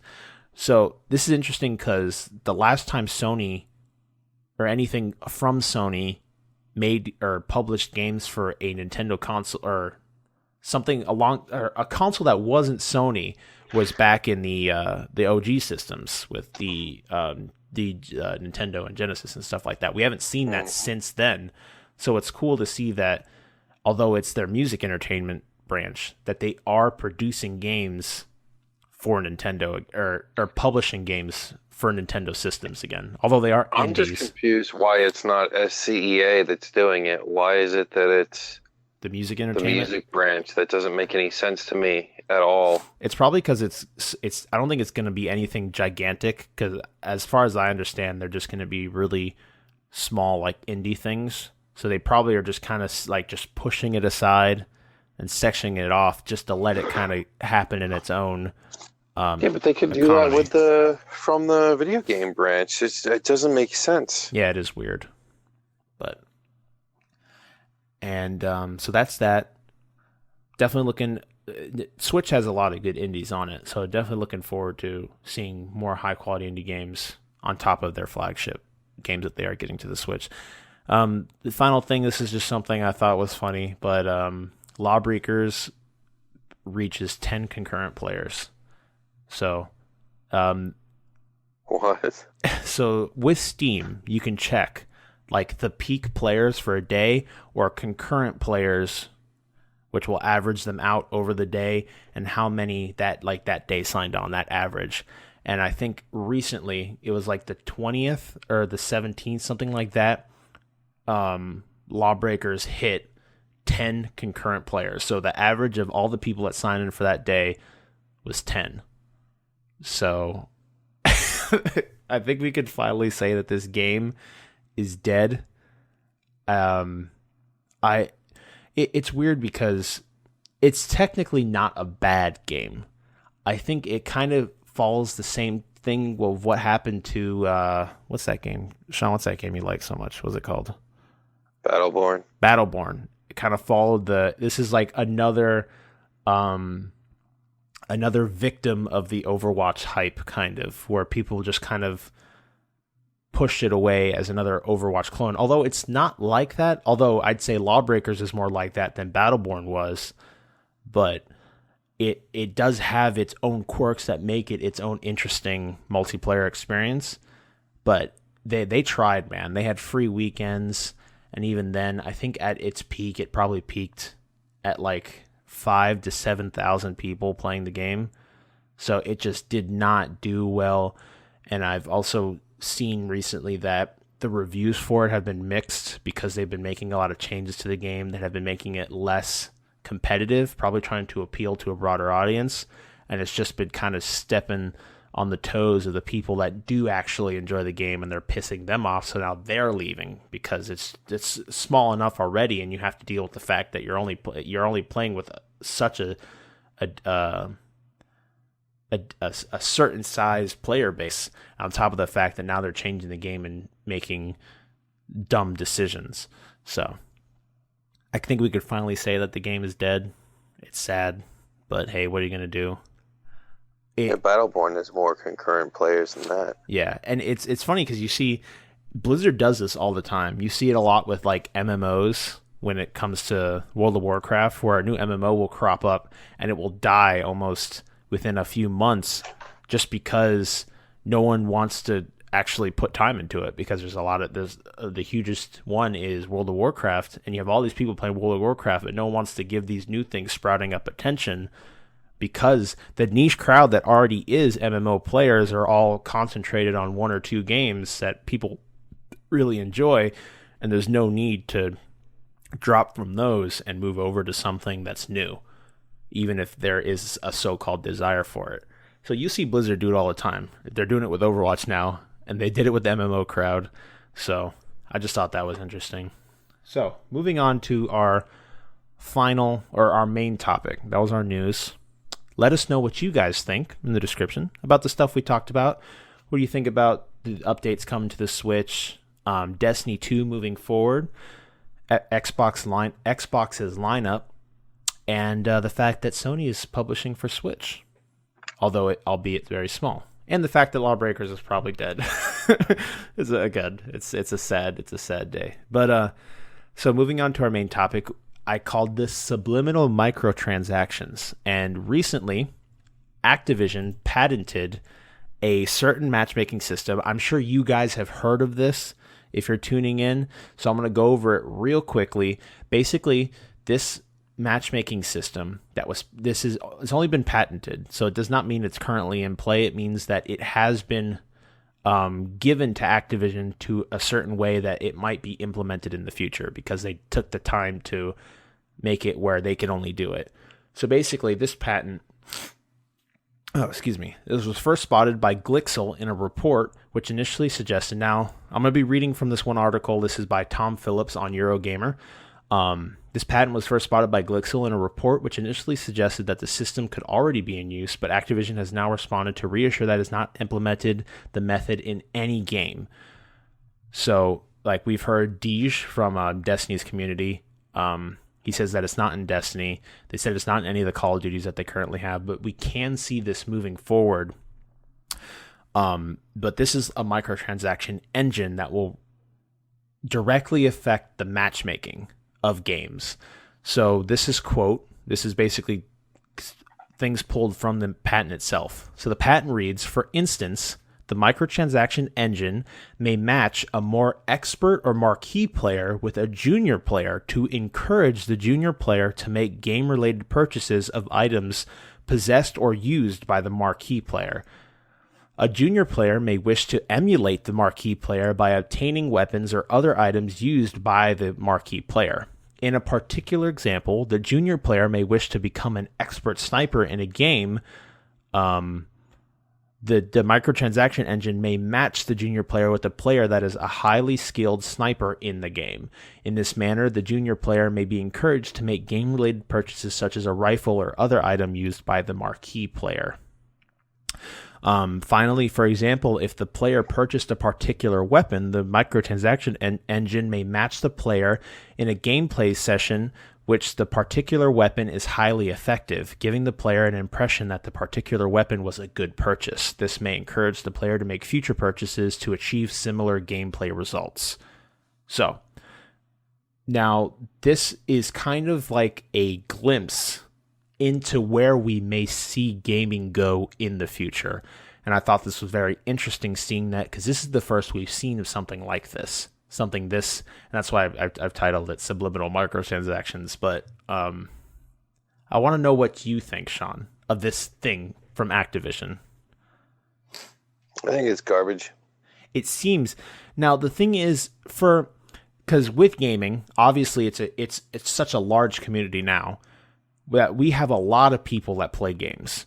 So where we may not be affected by something like this, even it depends how they do it, but there are kids that play these games. So it's almost in the vein of, you see people get mad about it all the time with the whole hashtag ad business that you see. I think, who was it? Fuck, it was on Instagram or something like that, where the Kardashians, now this is completely stupid, but Phil DeFranco talked about this, I think, where the Kardashians were like subliminally advertising to their followers by having product placement in their pictures that they posted without labeling that they were advertisements, that they were paid to have this product placement in their stuff. So in a way, now again, it depends on the person, whoever this is being influenced to, because a kid can see something like that, like, oh, my favorite celebrity loves Pepsi, so all I want to drink is Pepsi. Now, that sounds stupid, but if you're not thinking about it, children are very heavily influenced by the people that they follow online, and it's a scary thought, especially when you look at the Kardashians. But it's true. It happens, and it's illegal. It can't. People have seen that that's not right, and doing things like that without openly stating that is an advertisement is illegal. You can't do that. So this is kind of something following along those lines, where you have a kid, for example, there's a kid playing Call of Duty. They pair him against a dude that is a much better player. I don't know. They gauge all these different stats. I don't know. Fucking check his KDA. You have a kid with like a 0.2 KDA and a person with a 2.5 KDA. Put them in the same game against each other. And it's like, hey, that dude has a gun that you can get. For your birthday, ask for money or something, and then buy Call of Duty coins, and you might be able to get this gun. Or even to the extreme, now I don't see this ever happening, or even to the extreme that a pop-up happens where, like, hey, you got killed by this gun, but if you want it, you can buy it for $3.99 or something stupid like that. Now, again, that's a huge extreme in one direction, but these little things that we see, we're seeing Activision test the waters. They're trying to figure out, how far can we get with this? Because we talked about it before. Video game development is getting more and more expensive. You're seeing high-level actors doing mocap in these games, and you're seeing this whole process with the better graphic fidelity. If you look at games from 10 years ago, they were still $60 games, and now we're 10 years later, and we're still getting $60 games, but we're getting more people, higher level actors, better graphic fidelity, and they have to find a way to supplement that income because they can't just make it off of games anymore. So I understand microtransactions. I don't have anything inherently wrong with them as long as they're not directly affecting gameplay, and that's exactly what we're seeing happen in this patent. So that's just kind of my thoughts on it. Besides the fact that it seems like a scummy practice, what do you think about this moving forward, Shawn? I echo your sentiments. Almost precisely. Yeah, it's just, and again, I'm hoping we don't see it get to the extreme that I talked about. But knowing if anyone were to do it, it would be Activision or EA or someone along these big time AAA publishers that know that a huge percentage of their populace that play these games are younger people, and they're not pulling this out of their ass as a hope that it would work, because they know that microtransactions do work in Call of Duty, and they've seen them work. Even if you look at over at EA, their stupid fantasy team shit that they put in their sports games, those things make so much money. These stupid little card game things that they do. If you look at like the FIFA card game stuff, those ultimate team builders, all that shit, they make huge amounts of money on these things. because either you have two ends of the spectrum. You either have a kid that has nothing else better to do, and he has a parent's income to go off of buying these things, or you have someone on the opposite end of the spectrum who doesn't have the time but wants to get a good experience from playing the game without spending as much time playing the game. And both of them are willing to spend small amounts of money on a game that they enjoy for whatever reason. And we saw Activision kind of push the boundary with their first when they started restricting stuff like this in, I think it was Black Ops 3, where their loot boxes alone had guns in them that directly affected gameplay, but you could only acquire through an RNG. That's the only way you can get them. You had to have a number pop say, hey, you got this gun. On top of the hundreds of other bullshit stuff they put in the game, such as camos, pictures, whatever, all these stupid customization things where you're shooting for this gun. So it is crazy how much we see them pushing this boundary. And I'm not going to complain. I'm not going to sit here and complain about it, because we technically, this isn't here. This isn't here already. But the fact that we're seeing them look into these things, we have to say now, we have to kind of set our foot down, and we have to watch this kind of stuff, because the only people that not everyone cares about this, obviously. And although we're just, Shawn. Sorry, I'm having some issue breathing. It's allergies.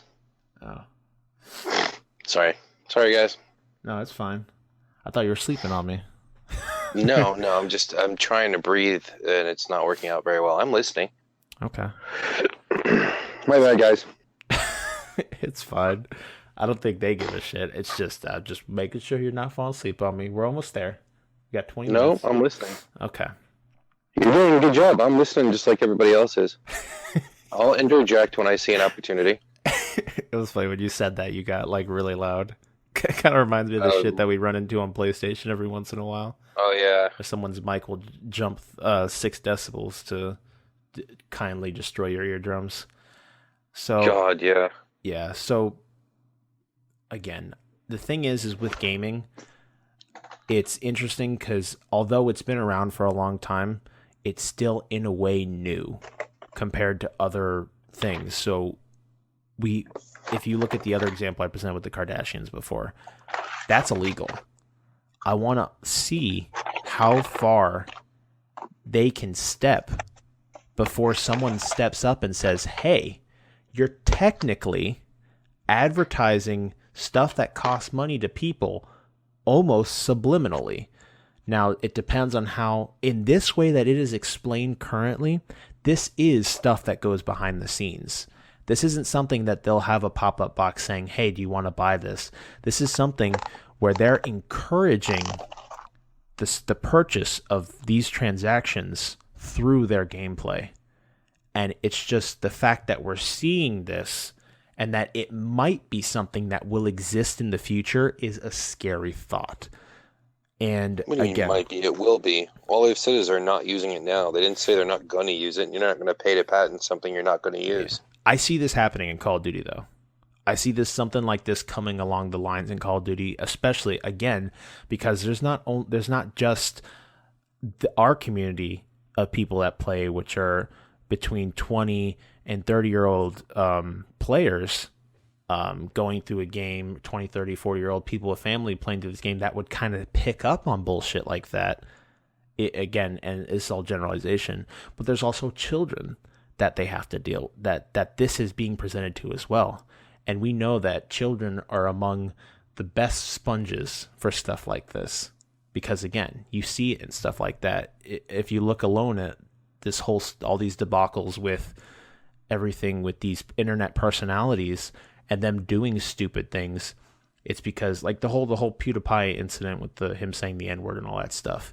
The bigger reason that people were freaking out is because a lot of people know that not only the fact that, hey, it was a mistake, that's fine.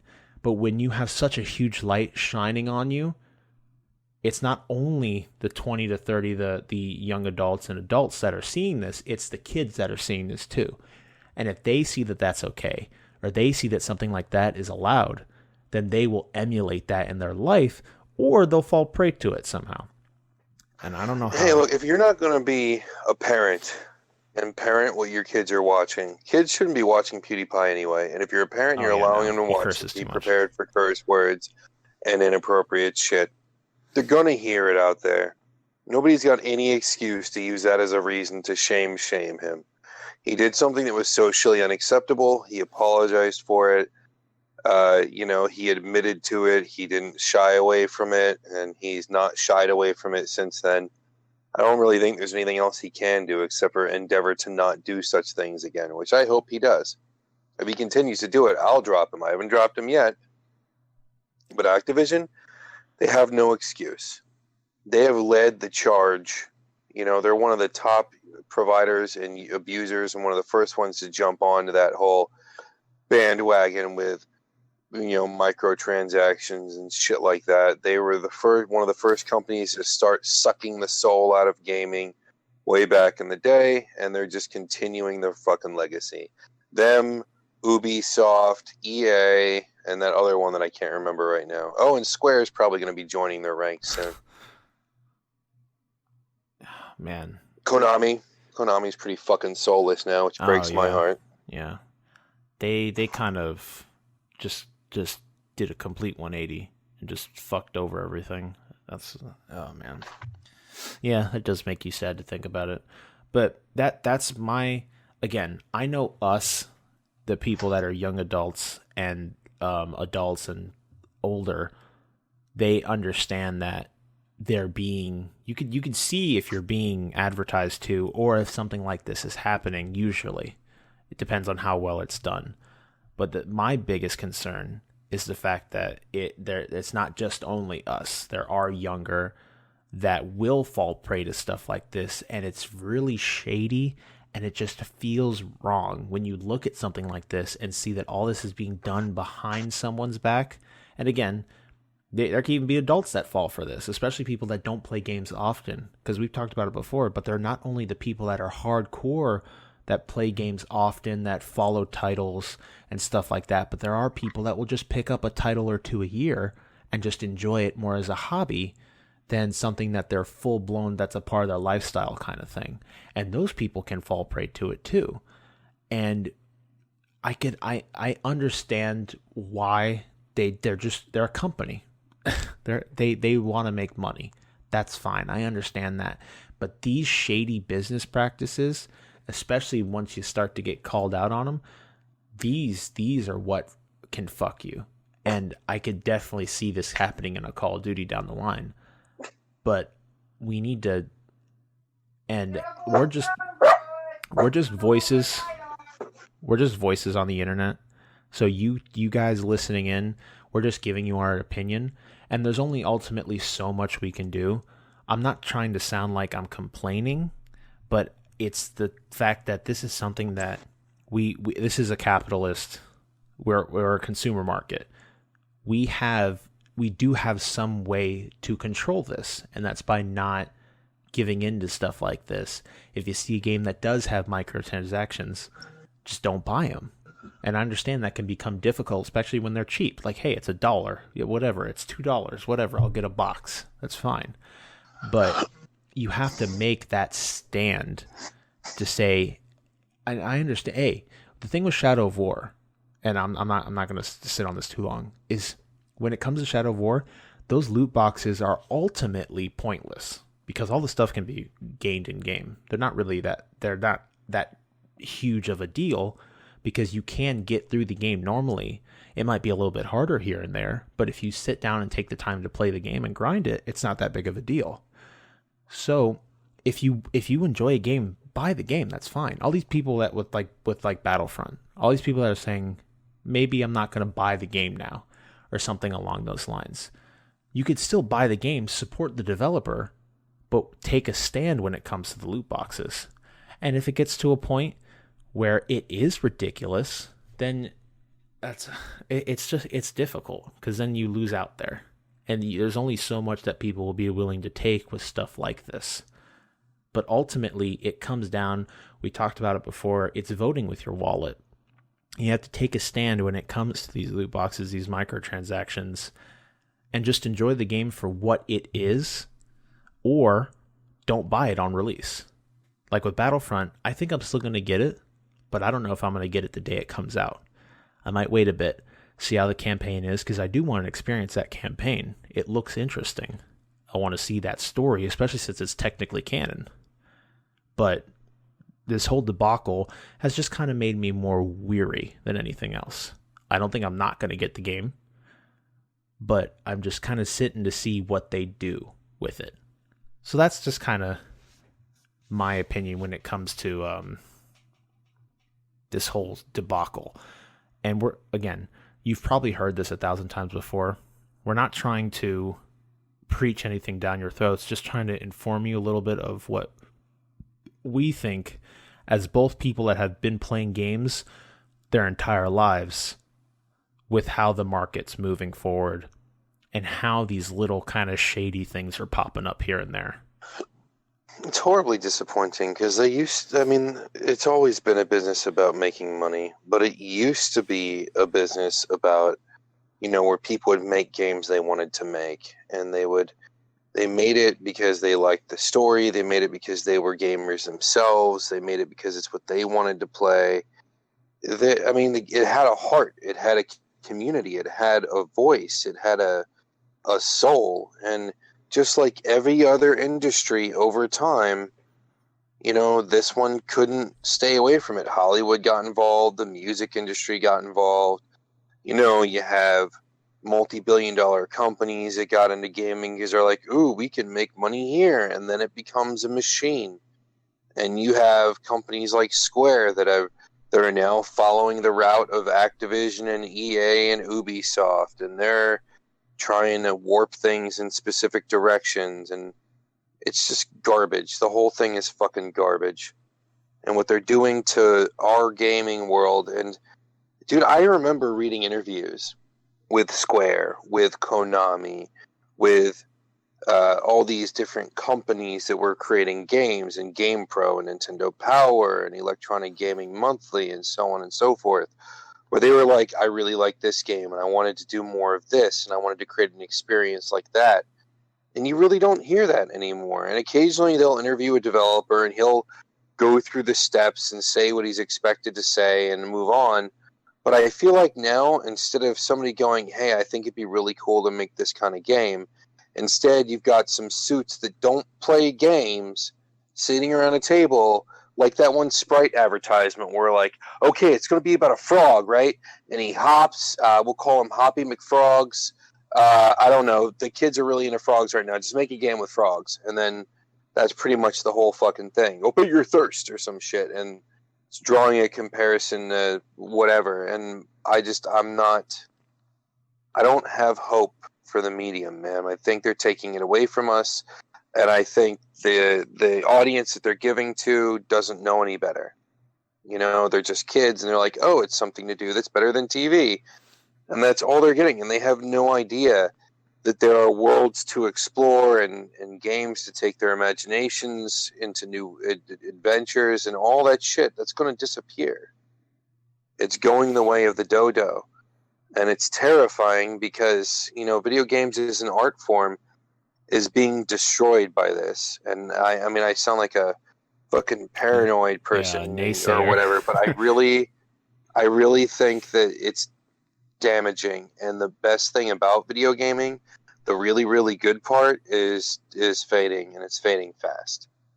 I mean, we already know that the future Uncharted games are aiming towards heavier multiplayer and leaning farther and farther away from being single-player experiences. We already know Square said that's the direction they want to go. It's just extremely discouraging.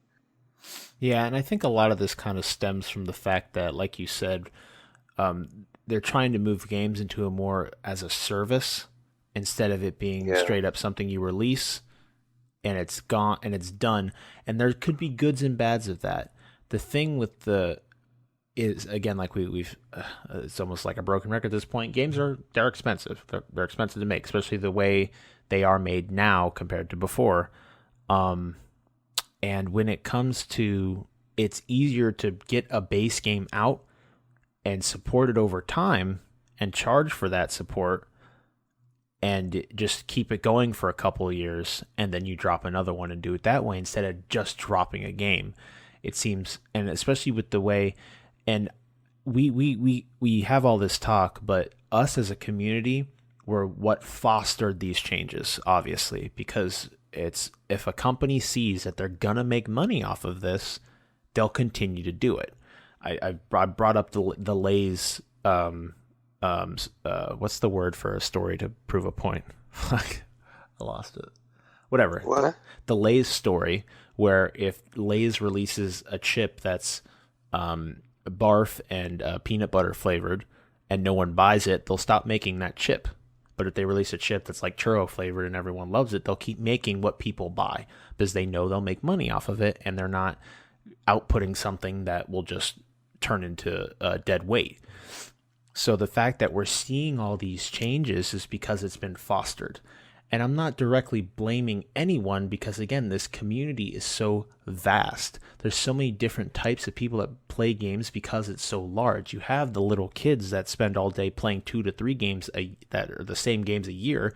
You have the people that go balls to the wall, get every game as it releases and just play through them and enjoy games. And you have the older people that love game. No, I'd say older. Just figuratively, but I'm not calling any old farts or anything like that. But I say that they know, they love gaming, they love the medium, and they want to participate, but just time is limited and resources are limited. But they do their best to play games as much as they want and enjoy the games that they enjoy. And it's gonna take a big change, and it's hard to see that change in the other direction now just because there's so much support for the current system. And I don't think this will be the end of the medium because there will always be outliers. You'll always see it's just I don't think they'll be as frequent. We don't know. And if things truly do turn into games as a service, of course you won't see as many because you just won't be seeing as many games releasing. And I think it might turn to the fact where we'll have to rely on indie games to provide that experience for us instead of these AAA developers. So, which is unfortunate because then they don't have the budget to do everything they want. So we're going to be dealing with more limitations with indie games, but at least we'll be getting closer to the experience that we want. And who knows, maybe there'll be a backlash like there was with R-rated movies in the early 2000s. For some inexplicable reason, people got tired of R-rated movies. They got tired of the constant gore, rape, murder, death, kill bullshit that kept happening over and over and over again. And I'll be honest, I got tired of it too. I just got tired of the genres they were doing it with. You know, I didn't get tired of seeing R-rated movies. I still like my hard R movies. I like my adult shit, my violence and my sex and my monsters. I still like that. But I just got tired of the ultra realistic violence. Like, I prefer my violence cartoony. Like an 80s horror movie where none of the violence looks real. Like, you can almost see the Oscar Mayer printed on the hot dogs as they fall out of someone's stomach kind of thing. That reminds me. I like Evil Dead style gore, the goofy, dumb. I think that's the best stuff. I don't like realistic violence because I don't want to see realistic violence in my real life. Why would I want to see it on a movie? You know what that reminds me of? The first Friday the 13th film. You know that one shot of when Mama Voorhees was stabbing Kevin Bacon from underneath the bed with Tara, and when they release like the HD releases of those films, since they're like a higher like graphical fidelity, you can see that his neck is a complete different color from his face. It's so bad looking, and it just made me giggle so much, like, because it's like his like, I'm like, your neck's gray, dude. What the fuck is that? That's Oh like the best man. part about things like that. It's Oh hilarious. yeah, it's And silly. I think that's important. And they did this thing, it became trendy to do super realistic violence. And people got disgusted by it. And all of a sudden, they just refused to go see movies that were like hard R, horror, and shit. So all of a sudden, you ended up with like, I don't know, 5 or 7 years of nothing but PG-13 horror movies to the point where it still happens.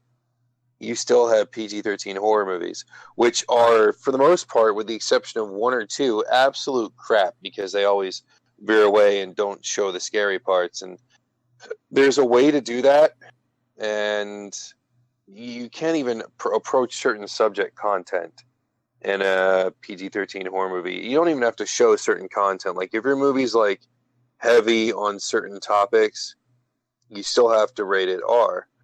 And so there's certain topics they can't even cover. I don't know, man. Maybe there'll be a glut of the multiplayer thing, and people will get sick of it, and they'll start to see it die off and realize that they fucked up. It's the only thing I can hope for. Yeah. Because they're not listening to the gaming community. The community's been screaming for years that they want them to stop doing what they're doing. They want to get back to what's important, and they're like, okay, let's keep doing it then. Yeah, I think the biggest point of that we've been screaming for it to happen is that it's all just been screaming. And if they see that, like I said before, if they see that they release something and people complain, but it still proceeds to make like a fuckload of money, then they're not going to give a shit about the people screaming. As long, the only time that we'll actually get to them is, like I said, at the moment their numbers start dropping. They start seeing the fact that, oh, hey, microtransactions have dropped 40, 50, 60% in the last year. What's going on? And then they'll start to look towards the outrage. They'll start to see, oh, maybe the fact that we're subliminally fucking advertising our microtransactions to people, maybe that wasn't the best idea. Maybe people saw through that bullshit, and maybe we should tone it back. But they're always... we need to do like Jay and Silent Bob Strikes Back, only it'll be like Shawn and Kyle Strikes Back, and we ride around the country on our millions of dollars, use that money just to ride around the country and punch everyone in the face that supports these asinine games. Yes. Just like knock on the door. I'm like, hello, is this David Jones? Yes, I'm David Jones. And did you purchase Call of Duty Part 69, Warfare at World, Part 2, Fire Under the Sea? Hey, yeah. And did you spend $200 in microtransactions? Well, punch. How many times did I hit him? Just leave. I think one hit would work for that. I don't know if we have to wail on him. Well, I'm thinking I start punching after he says the first yes, and then every time he says yes again, we just keep punching him. I see. I really only showed up to punch him once, but I lost my temper. Yeah. And then like, is your son Billy here? Yeah, we just walk in, just nice little swift uppercut, and it does like Billy, slow, did it's you like have a your slow dad buy this game? Punch. He's like, yeah, I really like playing with you. He doesn't even finish the sentence, and he gets decked. Starts crying. We walk into the kitchen or the hallway or wherever mom is. Did you support them buying this game? Punch. Yeah. You didn't even let her answer, sir. That's correct, because it's a family and you're all at fault. That all right, reminds next me. house. That reminds me of that. It's like a scene from a movie. I don't know what movie, but it's like this dude. He walks up to his daughter, and he's at a barbecue, and one of the other kids is like, "Did you take Lily's doll or whatever?" And the kid's like, "No." Oh yeah, and he starts slapping everybody. Yeah, that's us. That's what that reminds me of. Oh, that's a great idea. That'll definitely get our point across to listen to us then. After we get arrested for the 32nd time. I think it's constructive. I think it's important. Indeed. I think we'd be making a difference in the world. Exactly. That sounds good enough to me, man. You just let me know the date and time. And then when we somehow fund the millions of dollars that we're supposed to do this with, I'll start a Kickstarter. I got you. We'll make it from all the viewers on YouTube. all 11. Yeah, they're gonna help fund Hey, our saving gaming. I don't want this And, taken wrongly in any way. If you are listening, we love you, and I just want to let you know that we appreciate your viewership. So we're if not we making show fun up of that. at your house and punch you in the face, it's because we love you. Exactly. We're trying to help you. It takes a little bit of a rough adjustment sometimes. I just want you to be a better person. Yes. And I will do that by punching you in the face until you stop fucking buying these shitty games You will learn and buying their microtransactions. You learn through force. Yeah. Yes. So, that was our opinions on this interesting patent method that Activision has recently again patented. Patented. Stop. Just stop. I'll stop.